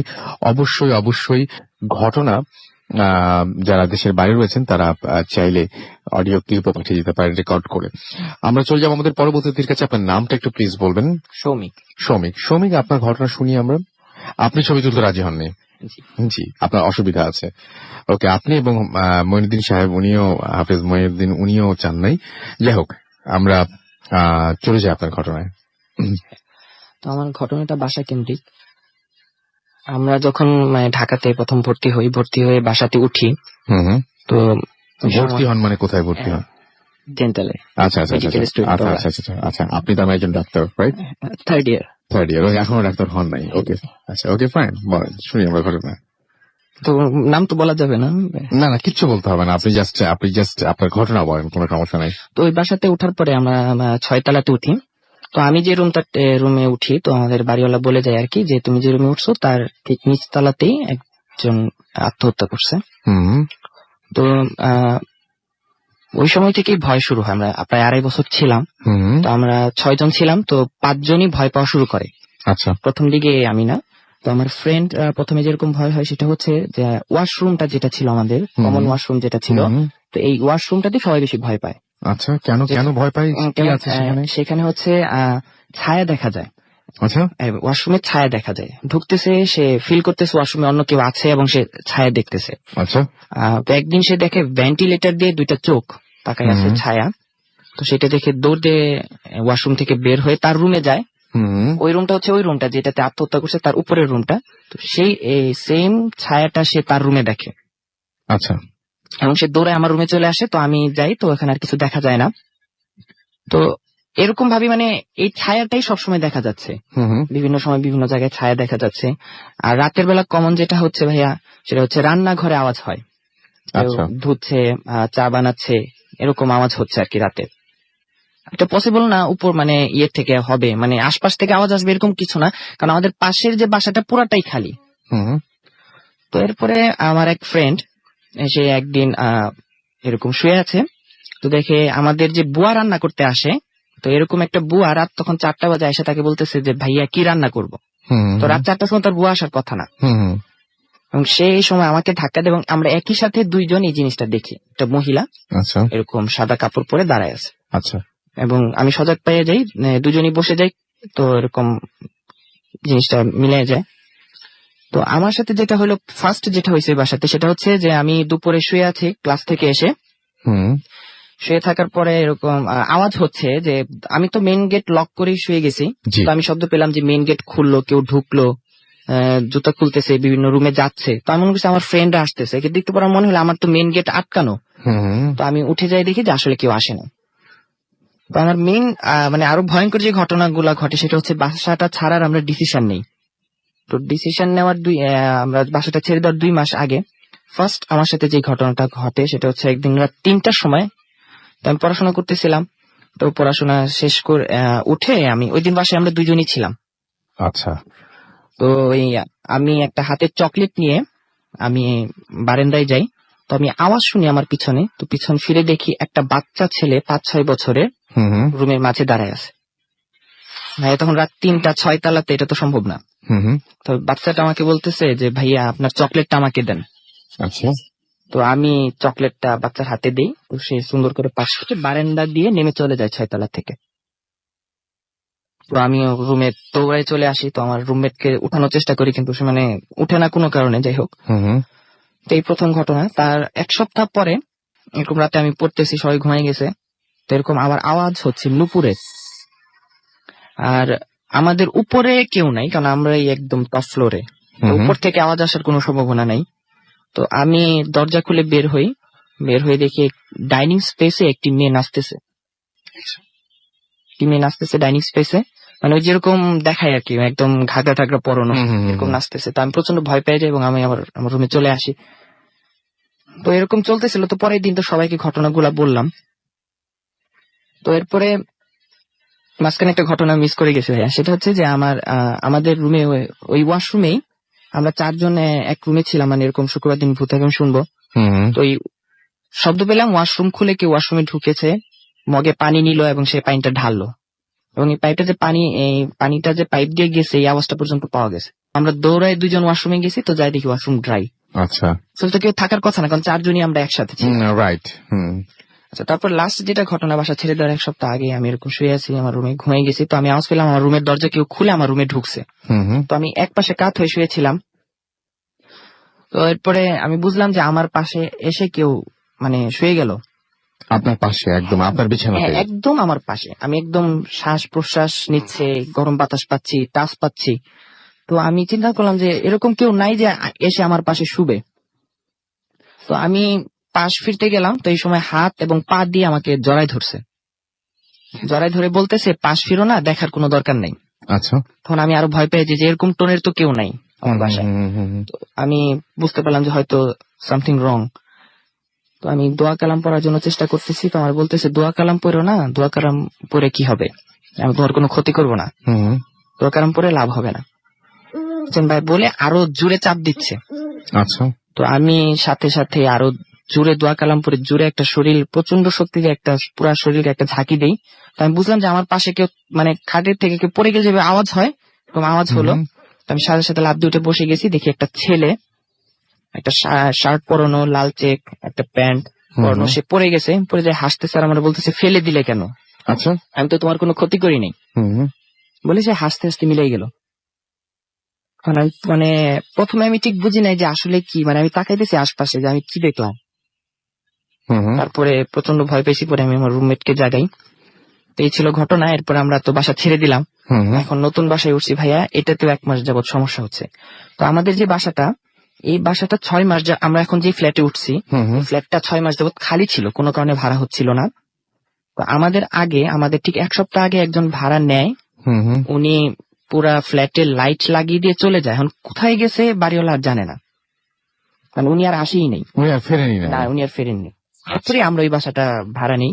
তখন এই বাসাতে যেটা হচ্ছে সেটা হলো মেইন গেট অটোমেটিক খুলে যায় একা একাই। শুধু মানে এটা যে আমি কোনো কারণে লাগাতে সমস্যা হয়েছে, আমাদেরকে লিখে পাঠাবেন এবং আমাদেরকে লিখে পাঠানোর ঠিকানাটা আমি জানিয়ে দিচ্ছি আরো একবার। bhutfm@radiofurti.fm which is bhwtfm@radiofurti.fm। আমাদেরকে এখানে দেখতে পাচ্ছি আনাম SMS করেছেন এবং SMS করেছেন আমাদেরকে দেখতে পাচ্ছি রাতুল ময়মনসিং থেকে, রাইসা গ্রিন রোড থেকে আমাদের SMS করেছেন, সাকিব এবং নিশা কুমিল্লা থেকে SMS করেছেন, ময়মনসিং থেকে আমাদের SMS করেছেন দেখতে পাচ্ছি রাস্তুল এবং সুপ্ত। রোমান আমাদের SMS করেছেন অনেক ভয় লাগছে, তিনি নতুন মেম্বার ভূত এফএম-এ।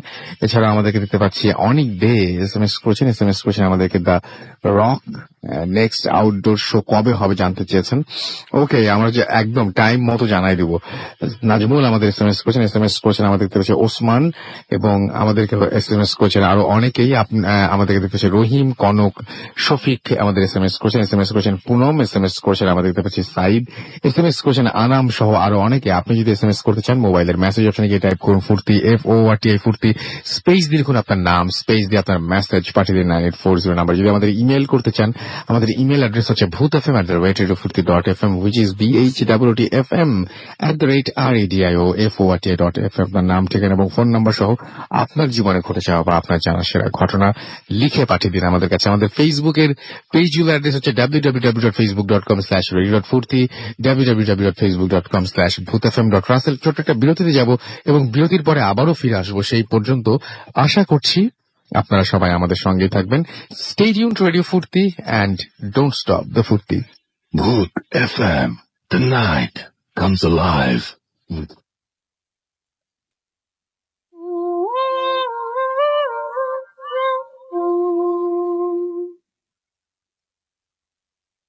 Welcome back. ঘড়িতে সময় রাত 1:28। আপনারা বুঝতেই পারছি অনেক টায়ার্ড এবং কিছুক্ষণের মধ্যে হয়তো ঘুমোতে যাবেন, কারণ একটু পরে আবার উঠতে হবে। এখন তো সময় অনেক এগিয়ে এসছে, আমরা তাড়াতাড়ি শেষ করি। আমাদের পরবর্তী ঘটনা নিয়ে আসছেন আবারও দিনার। আমরা দিনারের কাছে যাই এবং তার কাছ থেকে আমরা পরবর্তী ঘটনা শুনে আসি। দিনার, শুনি আপনার পরবর্তী ঘটনাটা। জি রাসেল ভাই, আমি এখন যে ঘটনাটি শেয়ার করছি এটা আমাকে বলেছেন তোফায়েল আঙ্কেল। তো আমি সবসময় ঘটনায় চলে যাই। জি। তো ঘটনাটি ঘটে আমাদের লালবাগেই কোন একটা মাদ্রাসাকে নিয়ে। তো আমি মাদ্রাসাটির নাম বলছি না। তো ঘটনাটি ঘটে 1984-এ। তো ওনাদের মাদ্রাসায় যে হুজুর গুলো ছিলেন, তো স্টুডেন্টরা সবাই জানতেন যে সবগুলো হুজুরেরই কিছু না কিছু মানে জিন পালতেন সবাই। তো আর ওনাদের যারা হেফজ বিভাগে যেসব স্টুডেন্ট ছিল, তো প্রতি সপ্তাহের বুধবার ওনাদের সবক নেওয়া হতো, মানে হচ্ছিল রিভিশন নেওয়া হতো। তো যে হুজুর নিতেন, তো ওনার উপর সেই বুধবার দিনই একটি জিন আসতো তার উপর। তো স্টুডেন্টরা যেটা জানতো যে তাদের পড়া জিন নিচ্ছেন, তাদের পড়া সবকটা জিন নিতেছেন। তো এরকম একদিন মঙ্গলবার রাতে সবাই পড়াশোনা করতেছিল। তো সুমন, যার সাথে ঘটনাটি ঘটে, তো সে পড়াশোনা শেষ করে সে মাদ্রাসার মধ্যে ঘুমিয়ে পড়ে। তো সে রাত 1:30-2টার দিকে মানে সুমন শুনতেছে যে সুমনের জানলা দিয়ে কেউ একজন তাকে ডাকতেছে। তো সুমনের ঘুম ভেঙে যাওয়ার পর সুমন যখন জানলার দিকে লক্ষ্য করলো, তখন সুমন দেখতেছে যে সুমনের বাবা সুমনকে জানলা দিয়ে ডাকতেছে। তো যে পাশে জানলা দিয়ে ডাকতেছে রাসেল ভাই, সেই পাশটা ছিল রাস্তার পাশের একটা অংশ। তো ওইখানে কোনো মানুষ মানে কারো পক্ষে সেখানে দাঁড়ানো সম্ভব না। তো সুমন সেটা আর খেয়াল করেনি। সুমন ঘুমের ঘরে ছিল। তো সুমন তার বাবাকে দেখে সেখানে দৌড় দেয় জানলাটার দিকে। সুমনের বাবা তখন গ্রামে থাকে। তো সুমন জানলার কাছে গিয়ে দেখে যে সেখানে কেউই নেই। তো সুমন এসে ঘুমিয়ে পড়ে। তো ঘুম ভাঙার পর সে সকালবেলা সবার সাথে ব্যাপারটা শেয়ার করে। তো তারা যেটা জানতো যে তাদের মাদ্রাসা অনেক জিনের আনাগোনা ছিল। তো তারা ভাবে হয়তো বা কোনো জিন কিছু দুষ্টামি করেছে হয়তো বা। তো তার পরের দিনকার ঘটনা, তো সবাই ঘুমিয়েছিল।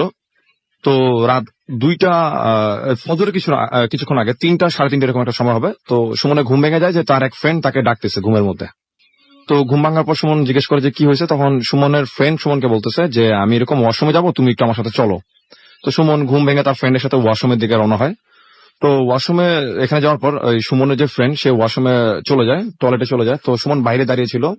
তো সুমন একটা সময় লক্ষ্য করলো যে ওই অজুখানার ওই পাশটা যে তাদের যে ওয়াশরুমটা ছিল, সেখানে একটা কালো কুচকুচে একটা বিড়াল তো সেখান থেকে বের হয়ে যাচ্ছে। তো সুমন যেহেতু ছোট ছিল, সুমন একটু দুষ্টামি করলো সেই বিড়ালটার সাথে। তো এমন একটা অবস্থা হয়েছে যে বিড়ালটা বেরোতে চাচ্ছে, বাট সুমন তাকে বেরোতে দিচ্ছে না। আচ্ছা। তো একটা সময় সুমন বিড়ালটার চোখের দিকে তাকায়। তো কিছুক্ষণ সে চোখের দিকে তাকিয়ে থাকে। তো এটা যখন সুমনের ফ্রেন্ড যে ওয়াশরুমে যাচ্ছে, সে ওয়াশরুম থেকে বেরিয়ে যেটা দেখে যে সুমন অনেকটা একটা ঘোরের মধ্যে চলে গেছে। সে মনে হচ্ছে যে হেপনোটাইজ হয়ে গেছে।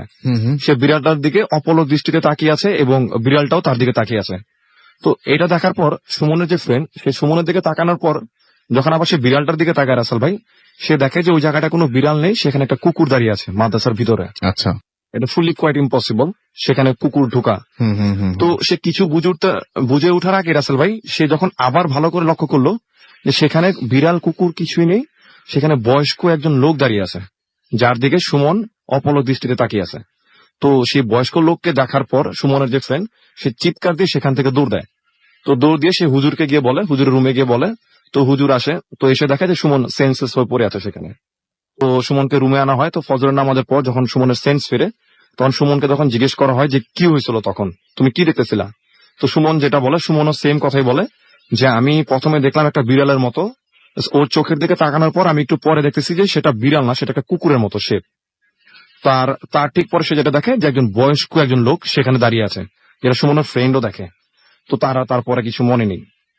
তো যাই হোক, এই ঘটনা ঘটার পর সবাই বেশ ভয় পেয়ে যায়। তো হুজুর বলে দেয় যে সবাই রাতে দোয়া দুরুদ পরে ঘুমাবা, আর ওয়াশরুমে গেলে আরেকজনকে সাথে করে নিয়ে যাবা।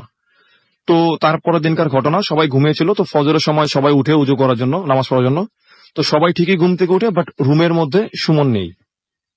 সুমন নেই বলতে সুমনকে অনেক খোঁজাখুঁজি করা হয়, এর মধ্যে ফজর নামাজ শুরু হয়ে যায়। তো সবাই ফজর নামাজ শেষ করেন। তো ফজর নামাজ শেষ করে সারাদিন কিন্তু রাসেল ভাই সুমনকে খোঁজা হয় মাদ্রাসার ভিতরে, কিন্তু সুমনকে সেই মাদ্রাসার ভিতরে পাওয়া যায়নি।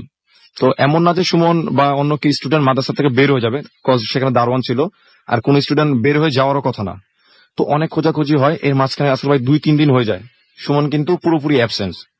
তো এটা যখন মাদ্রাসা যে বড় হুজুর ছিল তাকে জানানো হয়, তো উনার একজন জিন ছিল, তো ওই বড় হুজুর যিনি, তো উনি কোন প্রসেসে করেন তা আমরা কেউ জানি না। তো উনি সেই জিনের মাধ্যমে জানতে পারেন যে সুমনকে কোন একটা জিন মাদ্রাসা থেকে নিয়ে গেছে সুমনের ঘুমানোর অবস্থায়।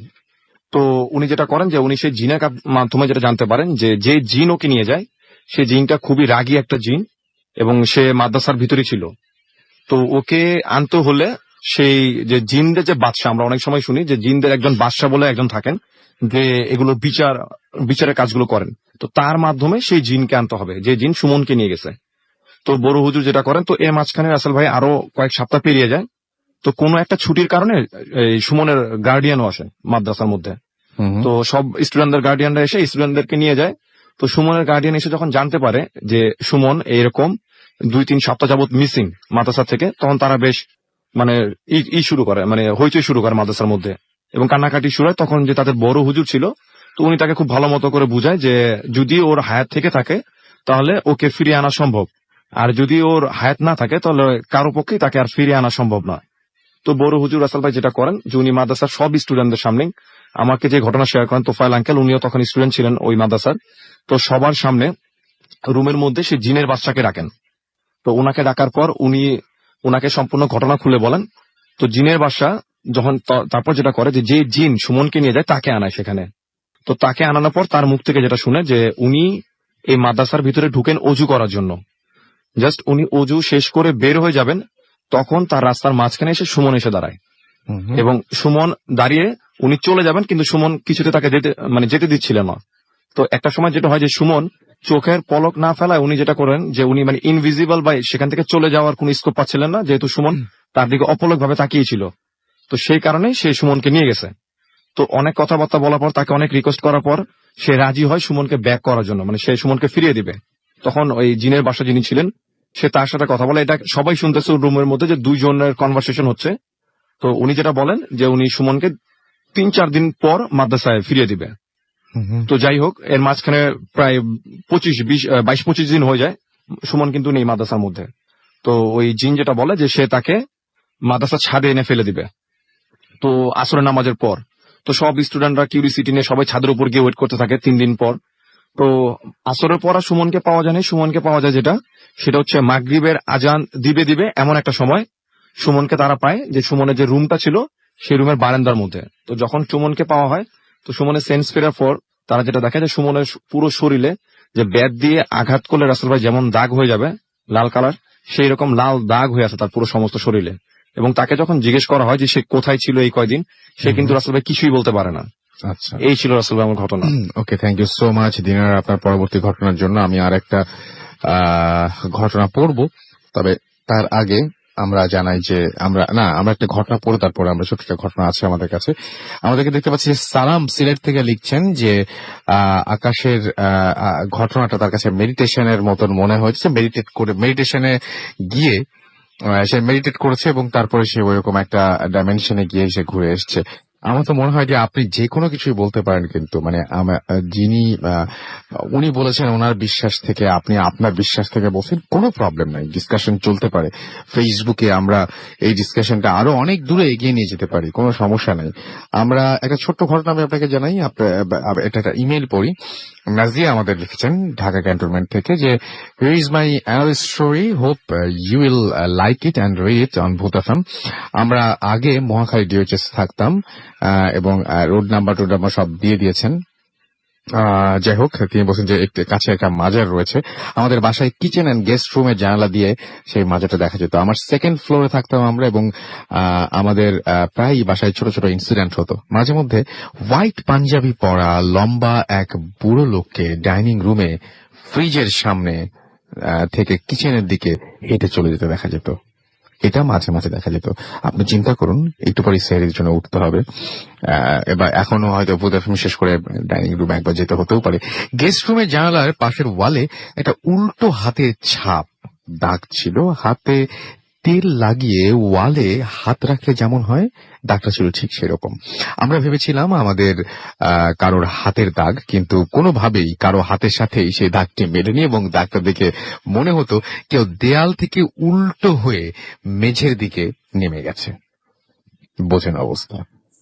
আমার এইচএসসি এক্সামের আগে আমি গেস্ট রুমে শিফট হয়ে যাই। মাঝে মাঝে রাতে ঘুমানোর সময় আমি শুনতে পেতাম যে আমার পায়ের কাছে, কখনো মাথার কাছে কেউ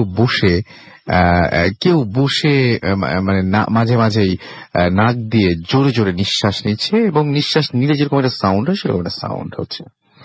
গেস্ট রুমের বাথরুমে 2টা ডোর ছিল। ঘুমাতে যাওয়ার আগে বাথরুমের লাইট জ্বালিয়ে রাখতাম এবং একটা ডোর লক করে দিতাম আর একটা ওপেন থাকতো রুমে আলো ঢোকার জন্য। একদিন রাতে শুয়ে পড়ার ঠিক একটু পরেই বাথরুমের ডোর লক খুললে যেমন শব্দ হয় সেরকম কট করে একটা শব্দ হলো।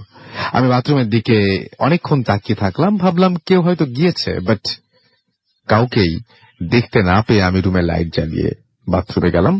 যে দেখলাম যে ডোরটা লক করা, সেটা লকটা খোলা। সেদিন রাতে আমি লাইট জ্বালিয়ে ঘুমিয়েছিলাম। আরো 4টা ঘটনা রয়েছে, সেই ঘটনাগুলো পাঠাবেন তিনি এবং সেই ঘটনার জন্য আমরা অপেক্ষা করলাম। চমৎকার ছোট ছোট করে অনেক ভয়ঙ্কর ভয়ঙ্কর কিছু হিন্টস তিনি দিয়েছেন এবং এই যারা শুনেছেন তাদের আমি বিশ্বাস করি প্রত্যেকেই তাদের বাসার দৃশ্যগুলো দেখতে পেয়েছেন।